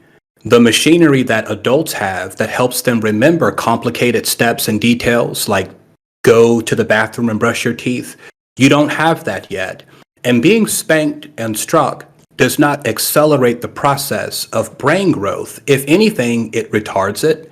And what specialists whose job it is to study how spanking impacts children have been telling us this for the better part of 3 decades, that if you hit your child, you are literally giving them brain damage, lowering their IQ scores, and making the problem worse. And what this does is it encourages children to use violence in their own interpersonal relationships.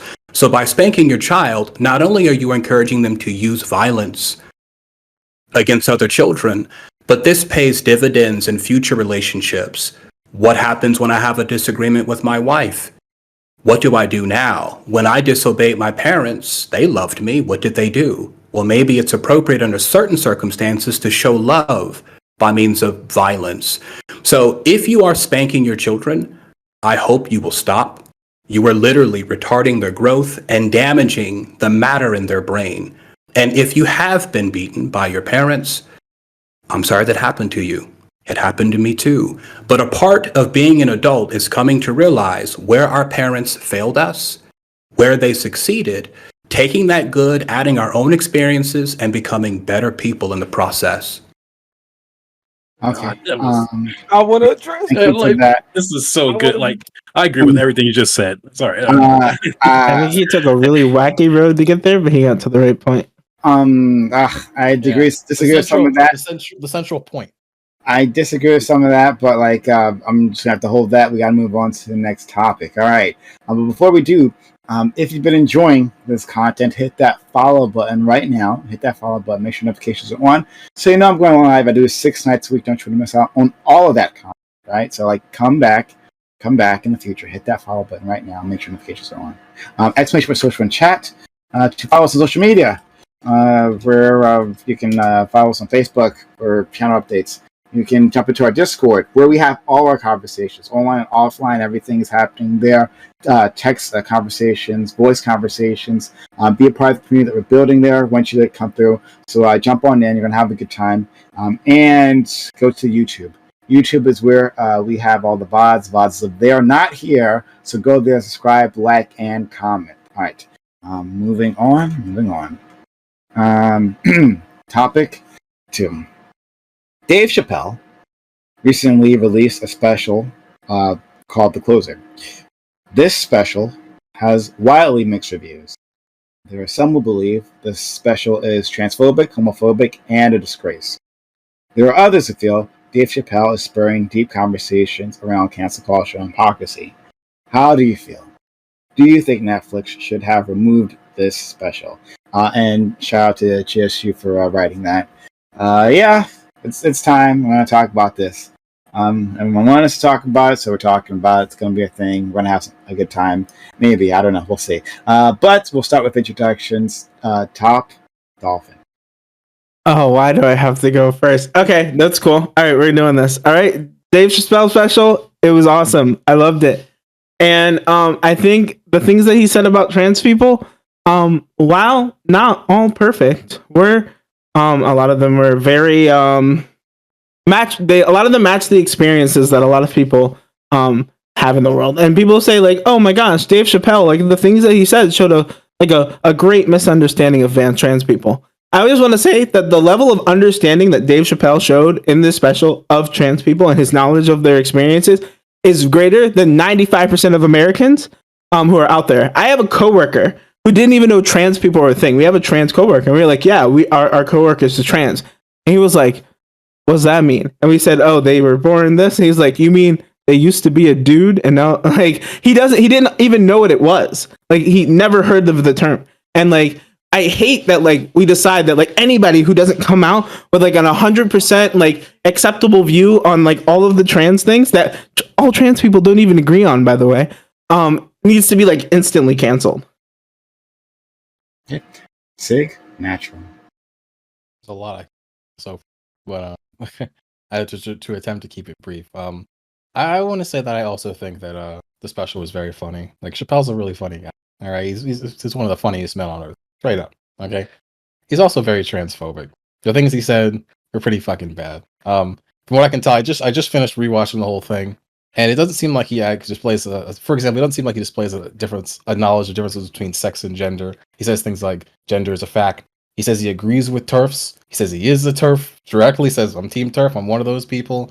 He doesn't directly compare, but he says that the TERFs are women that look at trans women like they would do blackface. And he says he is a TERF. So I would assume that is what he believes it is comparable.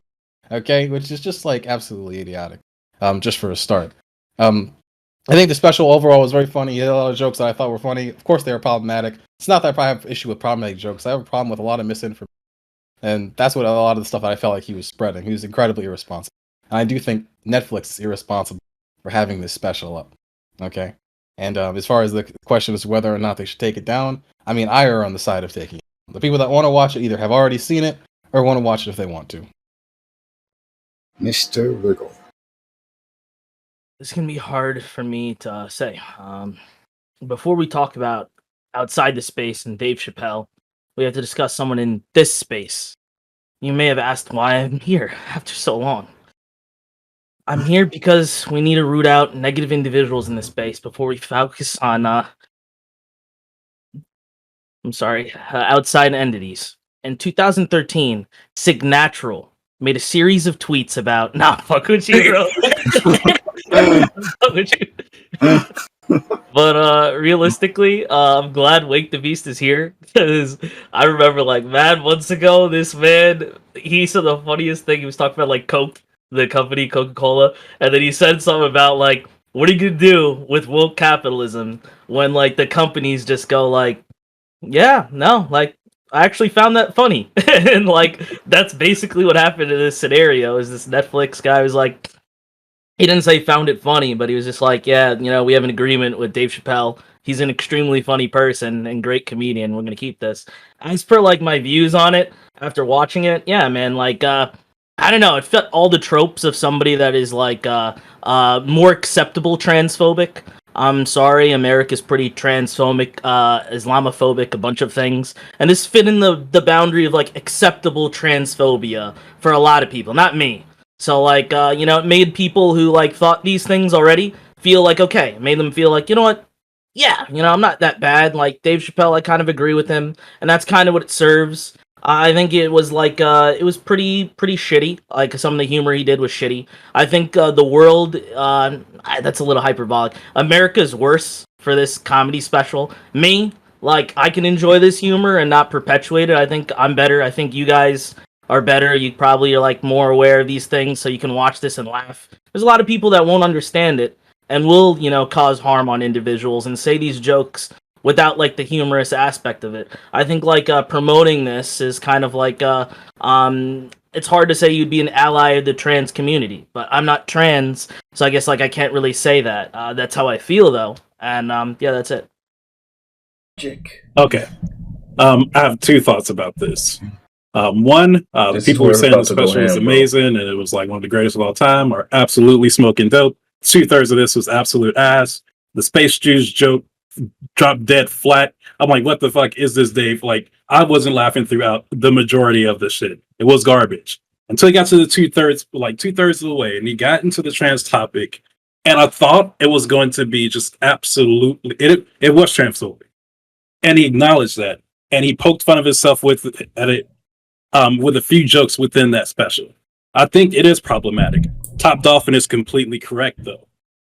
A ton of the Black community either feels slightly up to this level or even worse when it comes to trans issues. And I think this, like where Dave was going, him humanizing the trans person that he came in contact with, him talking about this person, that positive relationship that he had, some of the things he came around on is a positive step that there's some nuance that we can take out of that, and we can talk about these things and how we can further make these things better. He had some good things in that last part. Even some little funny quips that he said, some funny jokes that he said, that some of them were offensive, and he did say some transphobic things. But him saying he's a TERF on the definition of like trans people considered a TERF, he is right, because that's what he believes. But I'm not surprised by that, because that's a lot of what the Black community, especially that generation of the Black community, believe, right? So acknowledging that is the first step, and like humanizing trans people and getting to know them and like getting to know the like community and learning things is the next step. And I think like a lot of people are like can go forward and get some good things out of this. But for some reason, people just like demonize, take the special down, and like throw like Dave Chappelle away. I'm just like, that's like not necessary, and it's not going to happen. Y'all like going too hard right now. But yes. Okay, thank you. Next, Wake for Peace. When I was in elementary school, I remember my teachers would always start the history lesson of America with 1776. And this led me to believe that this is where Americans got their values, other Americans who were here in North America. But that's actually not the case. Your values and mine were given to us by Puritans. These were religious bigots who fled England and who came to North America so they could persecute each other, Native Americans, and of course, Black people. And these individuals practiced a sort of Christianity that would not allow them to tolerate people disagreeing with them.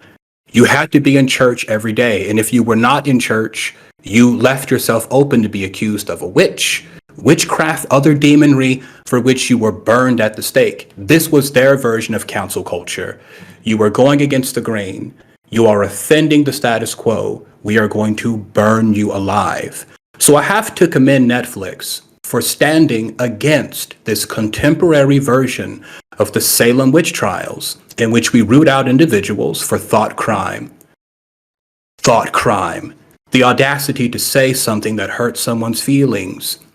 In place of cancel culture, I think what would be far more productive, and I think this would be the reality if our society had high self-esteem, we would have a conversation culture where we don't just resort to cutting a man off from his living and his career because you don't like what he said, but instead we open up dialogue with this person and we say, why do you feel that way? What can I do to change your mind? Well, have you considered this? In this situation, we all win, because when you cancel people for disagreeing, we all become hypocrites. We wear a public, acceptable face, but then when we are in private, we take that off, and it all comes out anyway. So why not create a culture in which we can express our differences in the public, get it all out, and grow collectively, not as individuals? Thank you. Fanatiq. Okay. Sorry for the little pause there. I was still typing as Wake the Beast gave that beautiful soliloquy. Well, so I'm going to say this off the bat. We're going to get heated in here. I'm just letting y'all know that now. Dave Chappelle is a cerebral comedian. And so as such, I can understand why it would be really hard for a lot of people to understand the comedy that he's actually giving, right? These same individuals would love things like Big Bang Theory because it has a laughing track telling them when to laugh. All of his jokes were freaking amazing. If you missed it, well, that says something about your mental capacity. Anyway, Dave stated that people shouldn't be able to know your punchlines, right? And I feel like he says that you should always be ahead of people whenever you're delivering your comedy. And because Dave Chappelle is such a genius and he's always talking about things that a lot of times what comedians typically do is talk about things that we haven't really understood, This time, I felt like I knew his punchlines and a lot of the trans jokes that he was going to make. I knew them before he gave them. I was delivering them. I watched it by myself before he did. And I think the reason for that is that we've been forced in this community to have interactions and conversations about the trans community such that we've understood things in a way that the average American wouldn't. I can say confidently that I've interacted with content or direct conversations with more trans people than literally my entire family combined just from this platform alone. And I'm talking extended family. And so this has forced us into conversations that we otherwise wouldn't have had. So then that means now that while Dave Chappelle is reaching all of these new heights and these new conversations and these new observations about this community, this is old news for us because we're being forced. So in a way, the trans community has robbed me of the splendor of this special because half of these jokes I wasn't able to really freaking get because they've been forcing me into the conversation. I can't say force, but I've been engaging in these conversations. So I didn't get the full beauty of this thing as it would have been the first time had I been watching this like the average American. But it also speaks to the greatness of this thing, the fact that I knew where he was going with these things, meaning that he's forcing these same conversations through his comedy on all these other Americans. I think Dave is also a great example of the weakness and the temporary nature of cancel culture. Cancel culture believes that it has the power to inflict great harm on everyone and stop them from being able to be successful and try to cut off their connection to power and influence so that they can't be successful anymore. But Dave Chappelle is immune to that. He can't be canceled. They've tried. At one point, he got like a pretty much media blackout, and he continued to do his specials for God knows how long, being incredibly successful, and then was able to leverage 2 specials that he had already recorded with the promise of a third for $50 million, the total amount that he walked away from. Then this same individual goes and so he makes a brand new special, and now at this point, Netflix is actually the face of comedy. Does everybody remember when the whole dream was to get an HBO comedy special? That changed because of Dave Chappelle. He has that kind of power. Then on top of that, the show that he walked away from, because of his contract, they were able to produce an extra season and he had no rights to it. So when they got the redistribution rights and started streaming it on all these other various platforms, Dave Chappelle wasn't getting a penny. He called for a boycott. And like something that I've never seen before, in a contract that was already said and done, that was over a decade old, the big company capitulated and said, hey, we've done you wrong. Let's rope you back in here and make sure you're paid for your comedy and for your thing, because people probably were going to boycott. Then you have the most powerful community in the LGBTQ community in existence, the trans community, that has actually attempted to cancel Dave Chappelle over his special. And guess what? Netflix said, hell nah. Dave Chappelle said this might be my last comedy special in a while. He lying. They can't do anything to him. He's that powerful, that influential, that important to public conversation and social ideology. And I think this special exemplified that, and I think he's great. And I think anybody that's saying that they can't appreciate those jokes, well, you know, I've said everything I need to say about y'all. Okay, all right. Oh, boy. Jay, I'm sorry I have to follow that. Go ahead. No, it was all, you guys all made really great points. And I agree for the most part. I only watched last night I have like 30 minutes left, so maybe about half of the special. But for the most part, so I don't think I got to like the joke. That's the best part. Yeah. Yeah.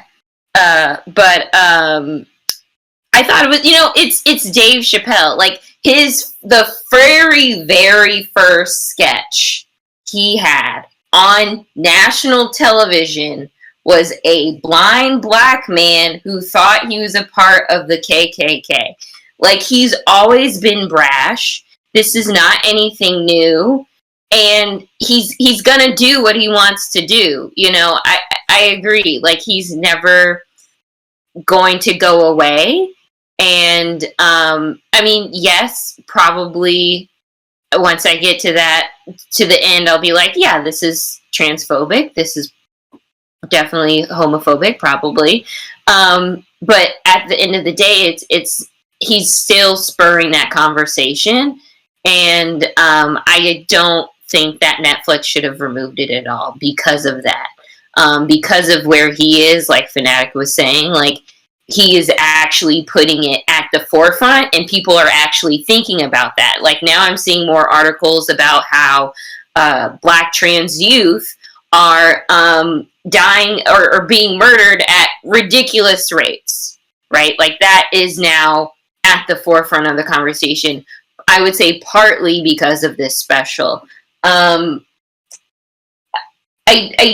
did also want to say one thing about the cancel culture, because I did agree with Wakebeast up until a certain point. I think that it is there is a line between, you know, what we can quote unquote cancel people for and what we can't. I think what they say is what is how they feel. I don't think someone should be canceled for what they say. What they do is very, very different, and I think actions definitely speak louder than words in that category. And that's my time.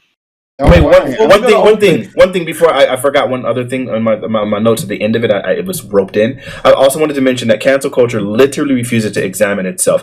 I recognize, and everyone else recognize, how much we've been talking about the influence of like bullying and things like that on people on the internet. We've all talked about this. This has been a really big talking point. They specifically mentioned that social acceptance is a great like support towards trans people and can lower the suicide rate. And here in this case, there was a complete absence of support. There was total rejection of this trans person by the trans community on Twitter, and then when this person kills themselves, they're almost unwilling to have these conversations regarding whether or not that could have been a contributing factor on this person's death. Now, I'm not going to say bullying alone would be the the total of everything that would be that caused this person to commit the suicide. I think people with gender dysphoria or transgender people in general already deal with a lot of like societal ills and just other harms that are like associated with it. But to act as if this had no influence whatsoever, it's just completely dishonest. And it seems crazy to me that the same community that's been arguing against bullying and tolerance and acceptance can't recognize how their rejection, which I would say is the exact opposite of tolerance and acceptance, could have contributed towards this person's suicidality. I think it's gross. Okay. All right. Go, Prime. Let's go. Fight.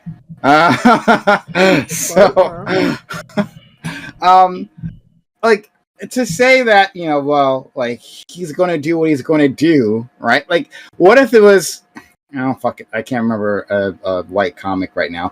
Jeff Foxworthy. That's the best I can do right now. But like, what if he, and he hasn't, but what if he like started doing jokes against the Black community, right? Like if he had done some like things that people considered extremely offensive, right? Would we be so easily dismissing those jokes, right?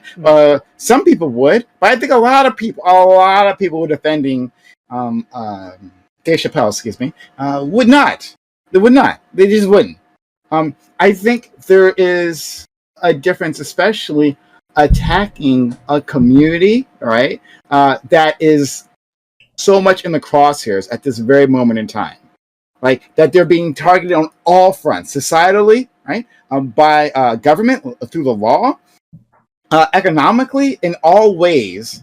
They are the targets, right? They are made to like conservatives pretend they're fucking like trans people are behind every corner. They're like the new communists. They're the new fucking communists, according to conservatives. They're fucking everywhere, right? And they're teaching our kids all about like how to be trans. They're going to train our kids to trans, right? And then eventually it'll turn back to the Jews somehow, you know, whatever, right? The usual shit. But still, like this isn't just any community. It's a community that's under siege. So, you know, you have to actually be responsible with the words that you say. That actually does matter for a person at his stature. I mean, I think Fanatiq did a fantastic job painting the stature of Dave Chappelle, right? Seeing like how big he is in the community. So what comes out of his mouth matters. And I think that Fanatiq, I think Chieshu Gambit and others maybe who might have been supporting him here have the ability, because I trust them in their intellectual capacities, right, to be able to like tease these things apart, the messages that he was trying to get across. And I don't think he was trying Dave Chappelle is trying to get across a fully hateful message, right? Just like burn them all, hunt them down, or anything like that. I don't think that's what he's trying to do. I think that our friends here have more than enough capabilities to understand that, to that part. I think others say, like, well, look at this guy, right, with their fucking sheep brains. Look at this guy making fun of this community, right? He is dehumanizing them. They wouldn't use these words, but he's dehumanizing them. That gives me permission to dehumanize them too. That gives me permission to attack them. You know, they aren't really women. They are men in dresses, right? They are aberrations. And so I can take action against them. I can escalate things against them, right? Again, I'm not accusing anyone here of doing that, but I think other people will. Because we've seen them do exactly this type of shit. So, no, I have complicated feelings about this special. I thought it was pretty funny. There were some stretches that I thought was unfunny, like the space juice thing. I was like, what the fuck was that? that one flopped on me. Yeah, I didn't get that one. It was a joke. It was a joke about Israel Palestine. I got it. It was a really smart joke. It was just in the second time he did it. It wasn't funny. It was supposed to be like a nonsense. It was not. I think if you caught it, it would have been funny, but I think it was way too in depth for most people to catch. No, on my second watch through, I heard it and I thought it was hilarious. But on my first watch through, I missed out. I was like, why is he talking about Jews? Like, I don't get it. I guess I watched too much Vosh content of oh boy! But boy! Well, anyway, so I have complicated views. I thought it was overall pretty fun. I thought overall did a really good job. Had me laughing really hard sometimes, and even at those transcripts. But it's not necessarily up to me to decide whether that shit is too far. Especially we have again this community that's been specifically targeted. Right? I leave it up to them and. With the understanding, of course, that the trans community is not a monolith, right? You can go to different ones, just like as the trans person Dave pointed out during the special, I had different feelings about him and about his comedy, right? They aren't a monolith, but I'm going to listen to them and hear what they have to say, right? Because just like Fanatiq said, a lot of those jokes, I did see them coming. Just like Fanatiq, I actually did see a lot of those things coming because they weren't all that original. They weren't all that original when it came to the trans community. We've heard them all before. It wasn't expanding consciousness for trans individuals and all that. That wasn't happening. But Prime, that's the point. I don't know. That we understood them. We knew the jokes. We knew they weren't original because we've been in this space where we've heard all of these jokes directed at trans people. I promise you, not a single person in my family would have seen those jokes coming because the people in my family, most of them, I'm being dead serious, have literally never interacted with a known trans person. They're exceedingly rare. So while these jokes are common to us, because we already have, I'm telling you, we've thought so deeply about this, like the distinction between gender and sex and all of these conversations, these are all conversations that everyone's going to have to make. Dave Chappelle is just ushering us into that. I'm not talking about us being you and me. I'm talking about the trans community, right? And them experiencing these things and hearing these things, right? Because those jokes have been tossed at them. I got you. I got more to say, but I'll let someone else go. I hear you. Sure. I'll hear it. Yeah, so I have a lot of feelings about this. I'm not sure. Am I going to say that Dave Chappelle is some unrepentant bad guy? No, I was not going to do that. But I probably would have rethought some of these things. All right, let's start with Wiggle. Let's go to Chris. Let's go to Top Dolphin, Sig, Wake the Beast, Chia. I'm gonna write this down. I've already forgotten the order. I'm gonna tell you that right now. But go ahead. So I was gonna Wiggle, please. Yeah, so I think what Dave Chappelle did was pretty insidious. He did this thing that I see in far right spaces. They do this stuff a lot, which is he talks about this individual. For us, it's a story. For him, it's a real life individual.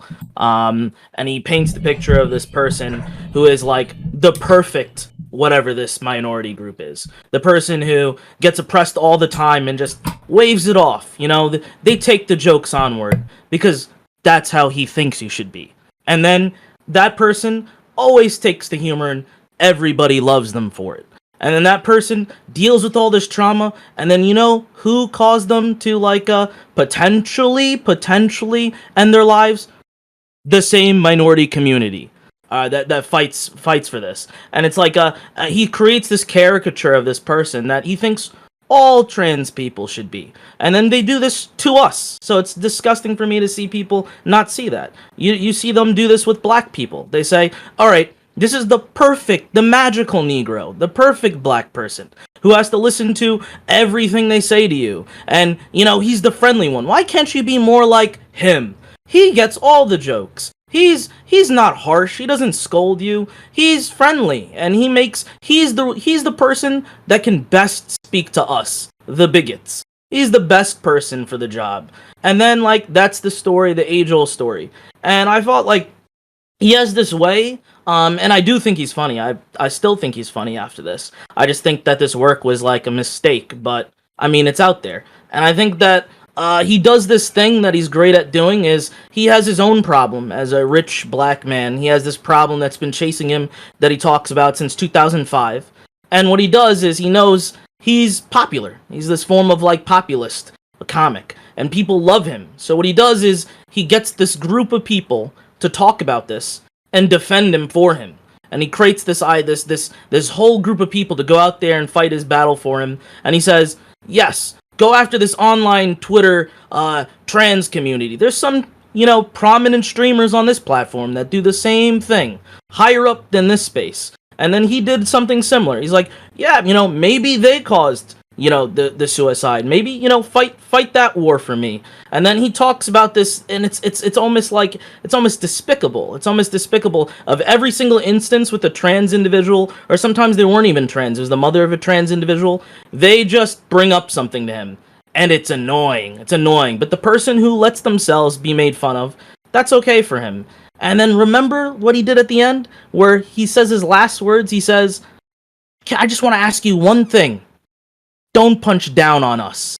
Because that's what he really cared about that day, is he wanted to talk about how in 2005 they said they punched down. Dave Chappelle punches down on like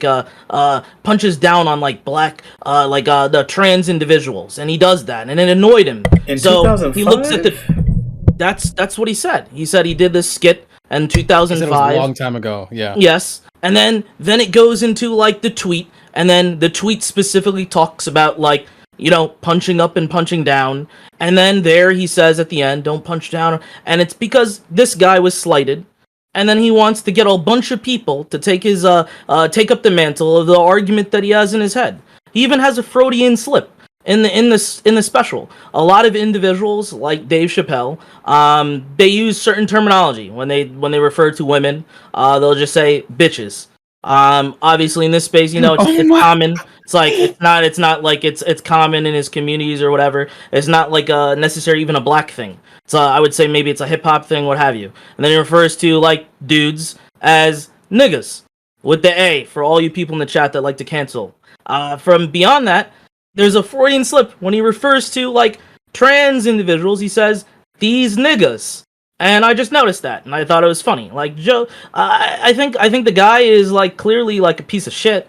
Doesn't mean he can't be funny. He's a funny piece of shit. But I can acknowledge his work and say, wow, this was a shittier piece of work than some of his other work. Do I think his special shouldn't be up? No, that's Netflix's decision. And like I think, yeah, leave it up if you want. It's getting people to talk about the issue, what have you. Do I think it was a mistake on Dave Chappelle's part? Personally, yes. But he's all the more richer for it. It's gonna be. Yeah, he is gonna be richer for Yo, it. Fanatiq, you're so right on what you said earlier about people who aren't ready for this. 100%. Really quickly though, Wiggle, you keep saying this thing sarcastically like it's not true. Admit this one way or the other. Do you believe that the Twitter harassment that Daphne received could have been a contributing factor in her suicide? Yeah. Yeah. Okay, 100%. so why do you keep saying that so sarcastically every time? It's not sarcastically, it's the fact that he brings it up. The same individual that in the special himself says that there's nothing that this individual cared more about than their daughter. But obviously there's something else they cared more about if they killed themselves, Fanatiq. Oh my god. Okay, sure. Well, so just to be clear, so I wrote this correctly because it seemed like you were saying that Dave deified Daphne and he directed discussion downstream, delivering the disgusting, disappointing trans Twitter towards his constituency. And I don't think that that's necessarily true whatsoever. What Dave did was he pointed out something that's absolutely true that you're willing to admit, and I don't think there's a single person on this panel who would ever disagree with this. Dave absolutely. Daphne's suicide. The Twitter hate that they received was an actual contributing factor. If you agree with that, wait, I'm sorry, it's laughable. The thing that you just agreed to is laughable, insane. Now, if you agreed to that statement, thank you. If you agreed to that statement and you believe that it's true, then it's absolutely insane to me that you can say, well, Dave Chappelle talking about it now becomes problematic. Either it's true or it's not. And since you agree it's true, then he's pointing out something that actually needs to be discussed, which is that cancel culture is incredibly selective. He also pointed out within that, and this is the last thing I'll say on that real quick, and then you can respond as much as you freaking want to, or anybody else. The thing is, he also pointed out that it is really crazy that they are totally okay with canceling some people for some things and some people for not. Dave Chappelle made all of these jokes about all of these different communities, and they had little to nothing to say about it. In fact, the only conversation that's really being had right now is his attacks towards, or what they call attacks towards the trans community. No one's talking about anything else. He had an entire special where the average butt of his joke was black people for God knows how long, and they rewarded him as handsomely as they possibly could, gave him some unprecedented deal towards $50 million that he walked away from. We had no problem with that. It's the same way how everyone else he can do all of those things, and I understand that he's a black person that gave him some leeway, but within those jokes, he also makes jokes about women, he makes jokes about white people, he makes jokes about literally everything, and there's never this much outcry. But the second he makes a joke about trans people, then all of a sudden there's this crazy outcry. It's nuts to me. Fanatic, hold on. Yeah, I know you're talking. Respond. Don't worry, you all get a chance. We're all gonna get a chance. Don't worry. So wiggle up, but then we got to move on. The reason why I think it's laughable is you fell for his trap. You fell what he wanted to is suddenly it's the trans Twitter that came after her and is the result of this. So how many other people might have come after this person? But suddenly it's just the trans Twitter. And how would you even know? It's such a large space. There are individuals that are probably trans that attack this individual who's also trans. But suddenly it's the trans Twitter. That's the reason why a trans individual killed themselves. And so that's why it's laughable. He said the LGBTQ community. And okay, the LGBTQ community. We got. I'm not either of those things, and I thought it was egregious. We got more, and we got to because we got so many people. Yeah, but you didn't attack Daphne. Wiggle. Oh boy, let's go to top. Wake, Sig, GSU, Chris. You want to hand up? All right. No, I thought it was second after Wake. Yeah, you're right. I mean, after Wiggle. It might have been. Like I said, I completely fucking forgot. All right, so Chris. All right, sure, why not? It needs Chris and me, yeah. I didn't want to go too much into Daphne's story. He actually brought up Daphne before this special. He talked about her, and it wasn't just somebody he glorified as somebody who would take all his jokes and didn't talk back. He talked about her being able to joke with him, talk about him too. It was a thing that he had with this person, and it was one of the first people, trans people, he actually had a positive relationship with, and that was helping him grow as a person. This person ended up committing suicide 6 days after that special that he had her open for. Right, that's an issue. I'm not saying that's on the LGBT community or trans people. And he said on stage that not even had that much of an impact on it. It might have a factor, but not that much of an impact. He doesn't know what went on in her life, right? So I don't want to keep badger on her because that's a tragic story, right? But it was still a positive influence and a positive person in his life. And that could lead to a positive thing from the special for people who are watching who don't have that that relationship in their life. They don't have trans people to relate to or to speak to or to get their perspective on things or even humanize them. And I think that was a good thing that Dave did. But what I really wanted to get on talk about is a nuance in joke culture in the Black community, right? And growing up, when you you hear jokes, or you hear comedy specials, or you're joking around with your friends, you're roasting each other. It can get hectic and offensive, like crazy. And I think a lot of especially white people, when they watch this special, right, when they hear these types of offensive jokes, they're just not used to that level of unrestrained, like no restraint when it comes to these jokes towards everybody, right? And then when it hits a particular community, and like especially for the trans community, because they don't feel safe enough for these jokes to be out there, right? They don't feel safe enough for this, and I think that's something like Dave Chappelle should have kept in mind, right? Some of those jokes like Ryan, I thought they were funny, but I'm just like, no, like this, like you have to be more strategic. You have to be like, you have to know that they're going to feel really like they're going to feel terrible about this. And I don't think he fully understands that because he's not fully into this space, right? Oh, shit, dude, he's one of the most known comedians. I'm talking about the LGBT community. Like, you're saying like Dave Chappelle wouldn't know how they're going to react or something. Like he hasn't. I'm making the point. He understood exactly how they were reacting. No, I'm sorry. The point of the special. Yeah, like one big like so like I don't know. Chris, you're like a step behind. Okay, Chris, finish and then top your next English. Of course, outrage is a thing. I'm talking about is like they're not if he wants this relationship to grow or he wants like the LGBT community to feel better about him and like himself to grow in this situation. The way he went about it. Like, yes, he wants to include these people in these shows because like it includes everybody and normalizes everybody. But at the same time, you're talking about a community who does not feel safe whatsoever, right? So their idea when they hear these jokes, you think like they're just too soft. They just can't like they don't understand this like comedy situation. They have a thing to deal with that is just far beyond. And I didn't like how Dave didn't address like trans community, like trans people in like black and like other minority communities. He really focused on white people, and I understand because he has a problem with white people. Black, I mean, of course, but like he explains this. He says that his problem, if you look back at everything, is just white people. Yeah. Yes, but when he speaks about these things, he has to also know that like minorities are included in this, right? There are also minority trans people and things like that, and they also are affected by these things. So I think he just wasn't. But the entire time he codes them as white, and that is like one of my major issues with this is that he codes the LGBTQ community as white. He even says like the LGBTQ community, they're minorities until they want to. No, when he makes these jokes about like trans people, right? Or when he like says things about the trans community that involves like this whiteness, right? He's just involved. It doesn't like. He's like including all trans people in that. So no, he did not. No, he did not. He very specifically directed it towards the white trans community because they're the only ones that have this type of privilege. He did. I don't know how you guys are missing it. Again, he might be a little bit too cerebral for some of y'all niggas, but he literally, when he made the reference to "Ain't I a Woman," that was to highlight the fact that despite the fact that black people might share some of the struggles with these things, that there is a white privilege even within these marginalized communities. Ain't I a woman? Basically, I'm black, but I'm a woman too. So I experience these problems that you guys are fighting for, and I should be a face of it. So, but then he's demonstrating that the white people were like, no, let's not mix these two. Let's be our own group because that's a whole nother thing, aka intersectionality. And he demonstrates this when he talks about how he went and he spoke to, I hate spoiling this, and for anybody who hasn't watched it, please just get the hell out.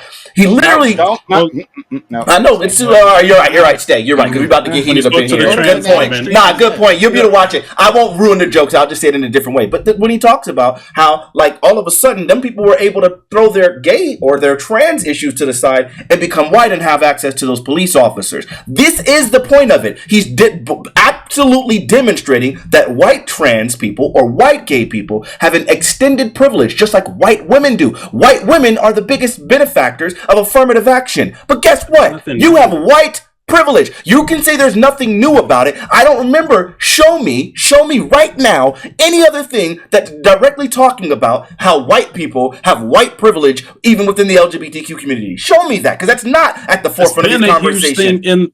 In the feminist movement, it was in a whole No. We get the feminist one because obviously ain't I a woman. In the LGBTQ, I was careful with my words, nigga. In the LGBTQ community, show me where that's been the forefront of the conversation, because I haven't heard it, I haven't seen it, and I interact with this on a regular basis on this platform. Have you? Fanatiq, I don't know if you ever watch. I don't know if you ever watch a lot of ContraPoint stuff, but she often says that, "Hey, I'm a white passing trans woman, and that's why I'm allowed. That's why you put me out here to be essentially the spokesperson on YouTube for trans people." She mentions that a lot. She has. Okay, that's great. So then so it is happening seldomly. You're right. My bad. We talk about something that we're missing is that, like, I feel like we're all like inundated in this like online community where like we've all talked about trans issues before. I had a great conversation with Fanatiq about trans stuff the other day. I mean, we like we are at the point, right? Like I'll compare this to like math, where we're doing like I don't want to say like trans calculus, but we're doing like trans fucking algebra, right? And society, Dave Chappelle goes up there and he like misdoes like a differential equation, and we're like, let's cancel this. Meanwhile, society's out there still trying to figure out what that 2 + 2 is for, right? I feel like I understand that, like, yeah, people need to be responsible, but there's like levels of responsibility, right? Some like, bullshit. if we were to go back, like, hold on, wait, He's if we rich. go back, like, He practiced these skits. He has the ability to reach out to communities. Like he wanted to say that. It's like Gambit. I wanted to let Top Dolphin finish. I didn't say he wanted a reaction. I said that he wanted to call out the things that he wanted to address, in spite of the nonsense that y'all are saying that y'all are doing. The conversation we have right now, Dave Chappelle wanted people to do this. This is part of why he's one of the top comedians. He wants this. He wanted these discussions. I mean, yeah. So, like, my point is, like, if you compare this to any other, like, you want to compare this to like black people, right? If you go back, like, to when black people like just got freedom and we were preaching separate but equal, we weren't like we probably wouldn't like down like or bring down someone who's like, yeah, let's support the black people, but like ignored like the problems of like systemic racism that we exist today, right? Like the very like really tiny like minutia of the problems that we have today. Problems evolve over time. There are different depths, and like sometimes to engage on something on like a certain depth, you leave out some of the nuance, right? It's something that happens when you talk about things. Sometimes when you explain something to like a child, for example, you have to ignore the edge cases and the weird shit and the complicated shit and just explain it in a very simple manner so that they understand it. And this is kind of what Dave Chappelle's doing. He has to. I mean, I don't know how well he understands the trans community because I don't know Dave Chappelle. I don't pretend to. I don't do this thing where people like Wiggle and people like Chris, where I have to like put my like project my narrative of what I think he's thinking in his head when he's trying to do all these things. Yeah, because you're a worse person for it, right? You're a worse person for it. Wait, really quickly, hold on. Top Dolphin. I don't have to do this. I listen to the words he says, and I realize that like he's probably dumbing some things down, or maybe that's just where he's at. Top Dolphin, can I steal man you really like a level? Can I steal man one thing for you really quick, because I think what you're pointing out is absolutely perfect, and I totally 100% agree with it. I think tell me if this is like a great summation of what you're also saying. It seems like right now people are mad, us in particular, and a lot of other people are really mad because they've been having these conversations and they're at the calculus, but you literally cannot learn calculus unless you get some of the basic conceptual underpinnings of the base level mathematics. So Dave Chappelle, being in the circle he is already like starting out at like addition and multiplication and all those things, and these are like the very basic levels of this conversation, and we're mad because he could not actually have a conversation at the calculus level because that would go all over everyone's head. He has to start at the base level and start building from there because that's the only way these conversations can develop. Is that fair? I mean, no. And to finish off, he doesn't claim to be like some expert on this subject. He's not making like an educational. Clearly. This is comedy. Right? It's and comedy has always been like a really good space to explore ideas and explore people's experiences. He said he's oh my god! Okay, yeah, because he's an expert on comedy. He automatically needs to be an expert in everything that he ever talks about. And making comedy, yes. Let's get out of here. Hold on. Let me just. Oh, it was funny as fuck.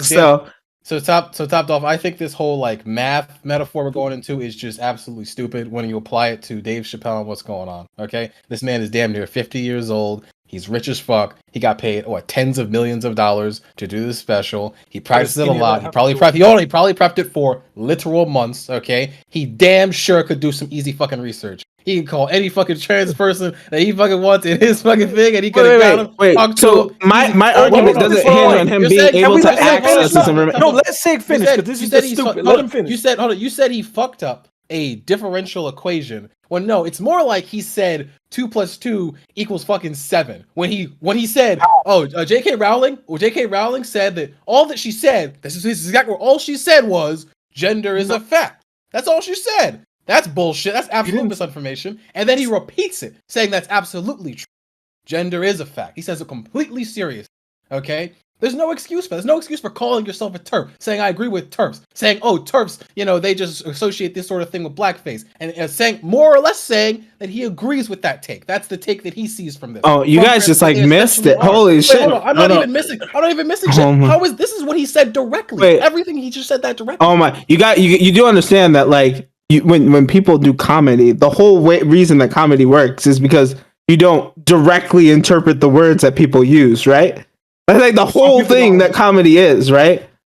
Okay, Hold on. So like with this whole comedy thing, right? This whole comedy thing, it's just a joke. Don't take my words. It's just a joke. Take my words directly. It's just like, come on, we've all argued with Nazis, right? Wait, hold on. Because I have a note written down here about this, because one of the things that he specifically does, right, as he establishes himself as this trans-hating TERF person, right? And then he often uses that to elevate trans people in certain situations, right? So he often, if you look at the special, something he does, he says, I'm the guy who hates trans people, but even I can see that this is something that they struggle with. Or I'm the guy who hates trans people, but even I can see that this kind of thing is stupid. Yo, they can't see this for real?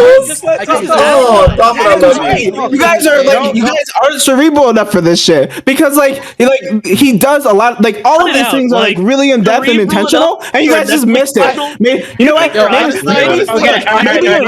Maybe it was extremely irresponsible because you guys are everyone is so fucking dumb that they can't engage with the content, so everyone's just gonna think it's racist or transphobic, right? Maybe that's why he should be canceled, because everyone's too fucking stupid to engage with his art. I gotta give all these takes. I got footage of a fucking builder myself. Okay, because seriously, guys, it's not that I understand the things he brought up, the trans bathroom bill. Oh my god, he said, oh yeah, that was fucked up. Oh yeah, he brought up the things about all these sorts of things. Oh yeah, that was fucked up. I'm telling you, Dave Chappelle, I'm trans. I understand what he was doing there. What about the other shit?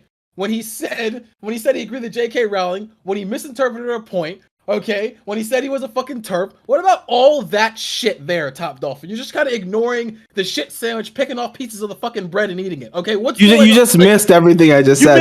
You didn't hear any of it. Oh my god. He literally addressed all of this, and you missed it again. Not only did you miss it from Dave, you missed it from Top. What is this? I guess we're too cerebral for you too, Sig. Okay, all right. Look, we'll go to Wake at GSU, Chris and Wiggle. To say I'm a little shocked and surprised that so many people are upset by what Dave Chappelle said. My generation was raised on South Park, Family Guy, and The Simpsons. And if you've watched South Park, then you know that very few things were off limits on that show. And I think that early exposure to contrary ideas, early exposure to being offended, having to deal with being offended and get over it, was helpful in our adjustment to stable adults who could tolerate someone not liking how we feel about something.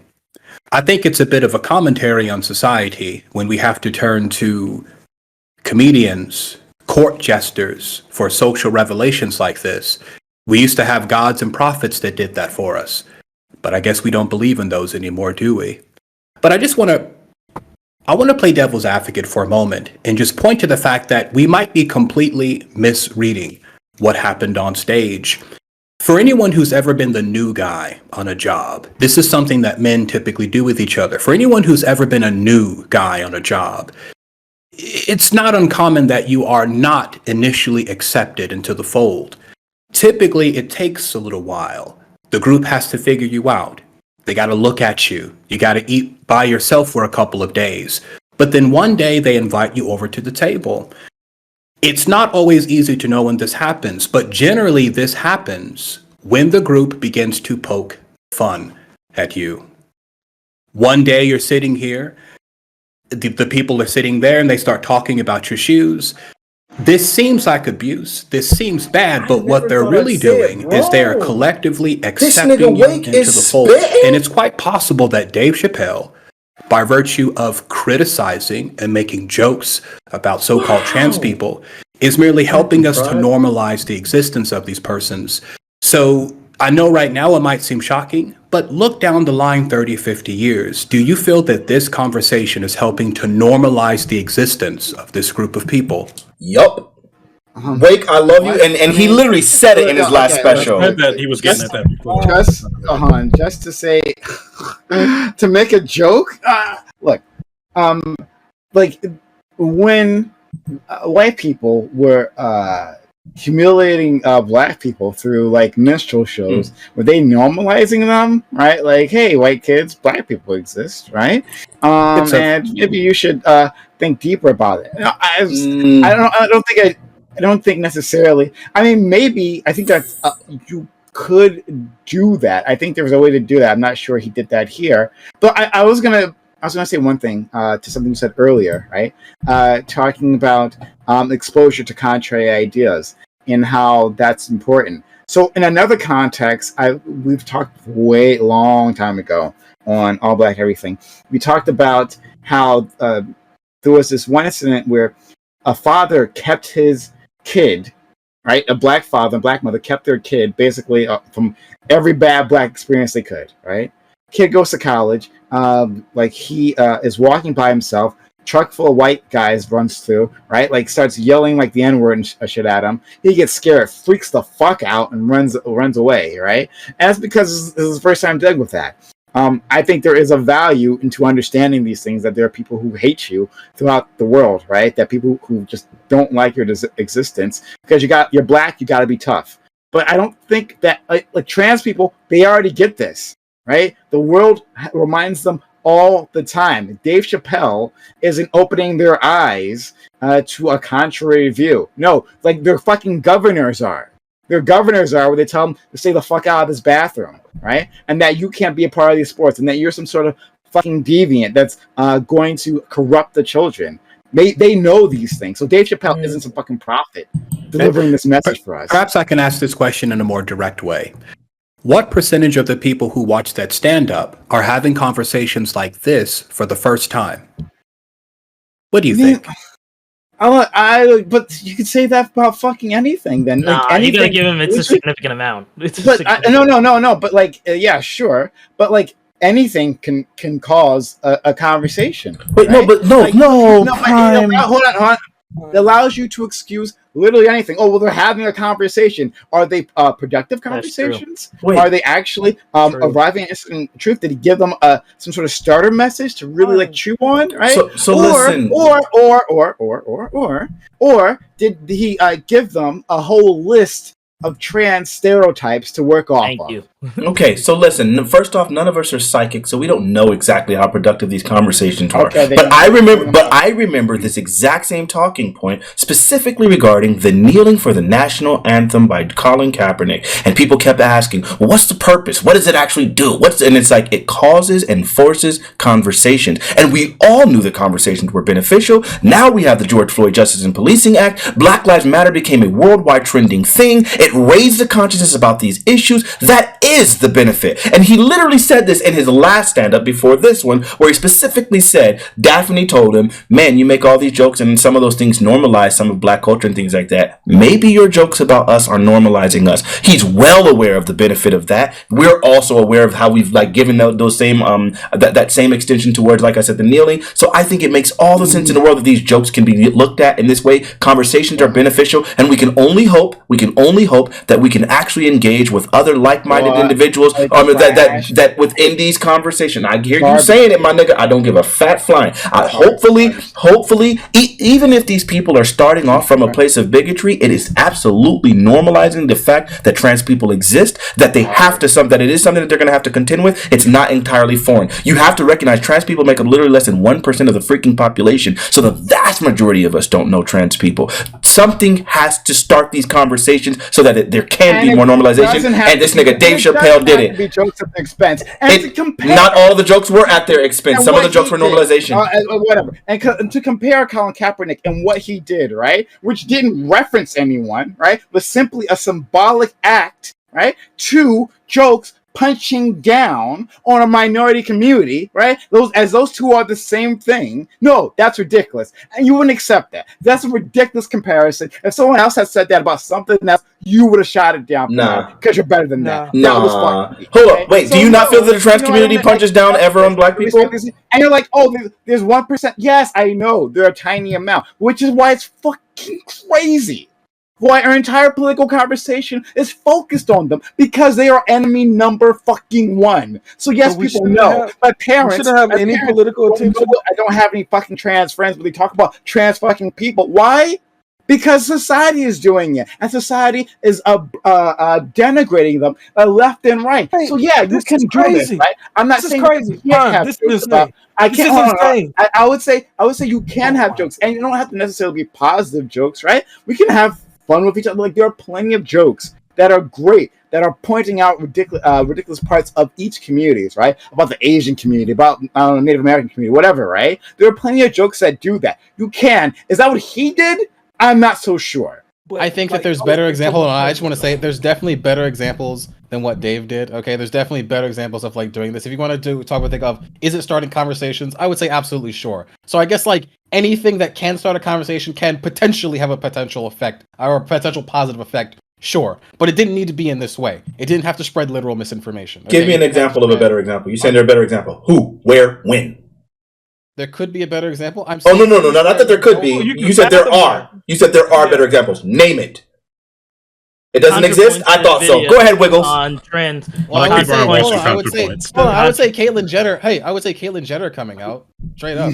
Caitlyn coming out. No, not the shit she did after. I'm saying Caitlyn Jenner just coming out and doing her thing was definitely a better example of just pushing trans people to the forefront than what Dave Chappelle did. Yeah, sure. Okay. Hell, I would even say Caitlyn Jenner winning Woman of the Year probably made a lot of people start talking about. No, I feel like that was negative. But hold on, while that is negative, I will give you that, Sig. You're right. I would say Caitlyn Jenner coming out absolutely is a better example. Not a better example. I don't even say better, but it is another example that was probably even more. Whatever. She was at the cover of Time magazine and all these sort of things. So yeah, that was doing it as well. However, despite the fact that that is true, I would also say that Dave Chappelle is also positively contributing, and I would also point out that even Caitlyn Jenner, that thing in and of itself, it just showed us that trans people exist, but I don't think it ever got into any conversations about any of the nuance, and that's what Dave Chappelle did. That's distinct from it. But you were absolutely right. Caitlyn Jenner is better. Now, hold on. Now, I was also we got to be quick because we have people waiting. So hurry up. Okay, this idea that now there's also this idea that obviously trans people, particularly white trans people, obviously can punch down on black people. That's totally a thing, but they can't punch down on men like Dave Chappelle or DaBaby, for example. Mm-hmm. Okay, they can't punch down on these wealthy people that are like ahead of the whole thing. They can't get them down and cancel. Like J.K. Rowling is doing fine. She's living in a fucking castle, completely rich. She hasn't lost anything. All right, she's still gonna get all those deals because Harry Potter is tied to her name and it's tied within pop culture. Okay, these people that Dave Chappelle brought up, he didn't bring up a single example of an actual like this idea of like black people being punched down on by trans people, like, and that being actually something that like actually like worked or got them to actually kill us. Like, he only even brought up an example when it was another trans person, a white trans woman, for example, okay, where that was a thing where that potentially could have been a contributing factor. All right, his whole narrative about like his people, his tribe, as he said, like he was pointing at himself, saying, "This is what I believe," and like because like this is what he's grown up with, and this is where he's at in this situation. And if he listens to what J.K. Rowling says, and he agrees with that, then by definition, what you all say, I'm a TERF. I guess I'm Team TERF. He eventually goes on to poke fun of himself when he brings up, "I'm a transgender comedian" multiple times in the community, like in the jokes. I get that. What the problem is, and I don't think he's malicious in this. I think he's just like he was neglectful of how much hurt like this could cause. That's my issue, right? Like, even though he was like trying to be heartfelt, he was bringing up a situation that was personal to him, and he was trying to like you said, trying to normalize these things. I don't think he did it in the best like way at all. And like, yes, he brought up racial issues, but like he did all these things. I don't think this was perfect at all. Like somebody brought up at the end when he talked about the punching down thing. Like really, like they're punching down on you, like because you're like the only like black person, like even trans people are punching down on him. Punching down on all the people that can't be him, the people that are canceled and lose their entire livelihood forever. The baby, the baby who's still working who like this everyone else that's not the rich and famous. Who his people like what black people are getting like canceled because of LGBTQ community, like normal people. I'm not talking about these like famous people who aren't even getting canceled because they're still working, they're still making tons of money. Listen, like, dude, there were 3 people that I talked to trying to get them to come on this panel, and they were afraid to come on just because of what could happen if they said anything negative about the LGBT. This is hilarious. People do this literally hilarious. This is ridiculous because like we do these panels all the time where people say negative things about the LGBTQ community and they're still doing panels. It's still up and like they're still fine until this day, right? That's not a thing. And I don't know why like people like try to like fake this fear, or like maybe they really got this fear. Maybe it's some some panic they have in themselves. But like this isn't something that's happening on a regular basis in like normal like life. Right, you have like somebody like the baby who says some crazy shit about AIDS in his concert. He gets some dates canceled for shows that he's doing. What happens though? Like those dates gets canceled. Some more dates come up. He does another video. He keeps making money. He moves along. He does an apology. Right, that really wasn't that great of an apology to begin with. Right, and he like just gets to move on with his life. He's fine. Right, and nobody's really even talking about that much anymore now that Dave Chappelle brings it back up. Right, again, I don't think there's like this is like everything about this is completely negative. There's no good to be taken out of it. But let's not act like this is the second coming of Christ. This wasn't like the most perfectly put together set. This was all like sloppy and all over the place. A lot of these jokes sucked from just a funny standpoint in general. Like, you can be offensive, but be funny when you do it. Chris, this is so clever. Bad. Please stop making an appeal to perfection. Sure, it wasn't perfect, but that's not enough. Let me ask you. Perfect is shitty. I hear you. I hear you say that it's going to go down as one of the most successful stand-ups to date. I bet you. Of course, it's Dave Chappelle. Right, because that nigga's a genius and it was funny. Now, let me ask you a question. Did he make the distinction between sex and gender in his stand-up? No. Yes, he did. Yes, he did. He absolutely said. Yes, he did. He absolutely said he mentioned that gender was something that someone chose to identify as, and he said that sex was something that was assigned at birth. I don't remember that part, but I didn't have a problem with that. Okay, I know you wouldn't have a problem with that, but hold on. That in and of itself, is that not immediately bringing attention to probably the most important fact considering transgenderism? I just said that there's good things to be pulled out of this, especially when it comes to like the involvement of like Black community and the trans community. Things that people can learn from this. But that's not. But that has nothing to do with trans. The difference between black and white. That just has to do with literally what is the essential, the quintessential fact of transgenderism, and he highlighted that in his platform. That's great. Okay, all right. As long as we're just thrown out. Okay, good. As long as we all agree that the most important quintessential fact of transgenderism was discussed by Dave Chappelle in his stand-up. Okay, then we're good. Okay, I don't care about everything else. I would also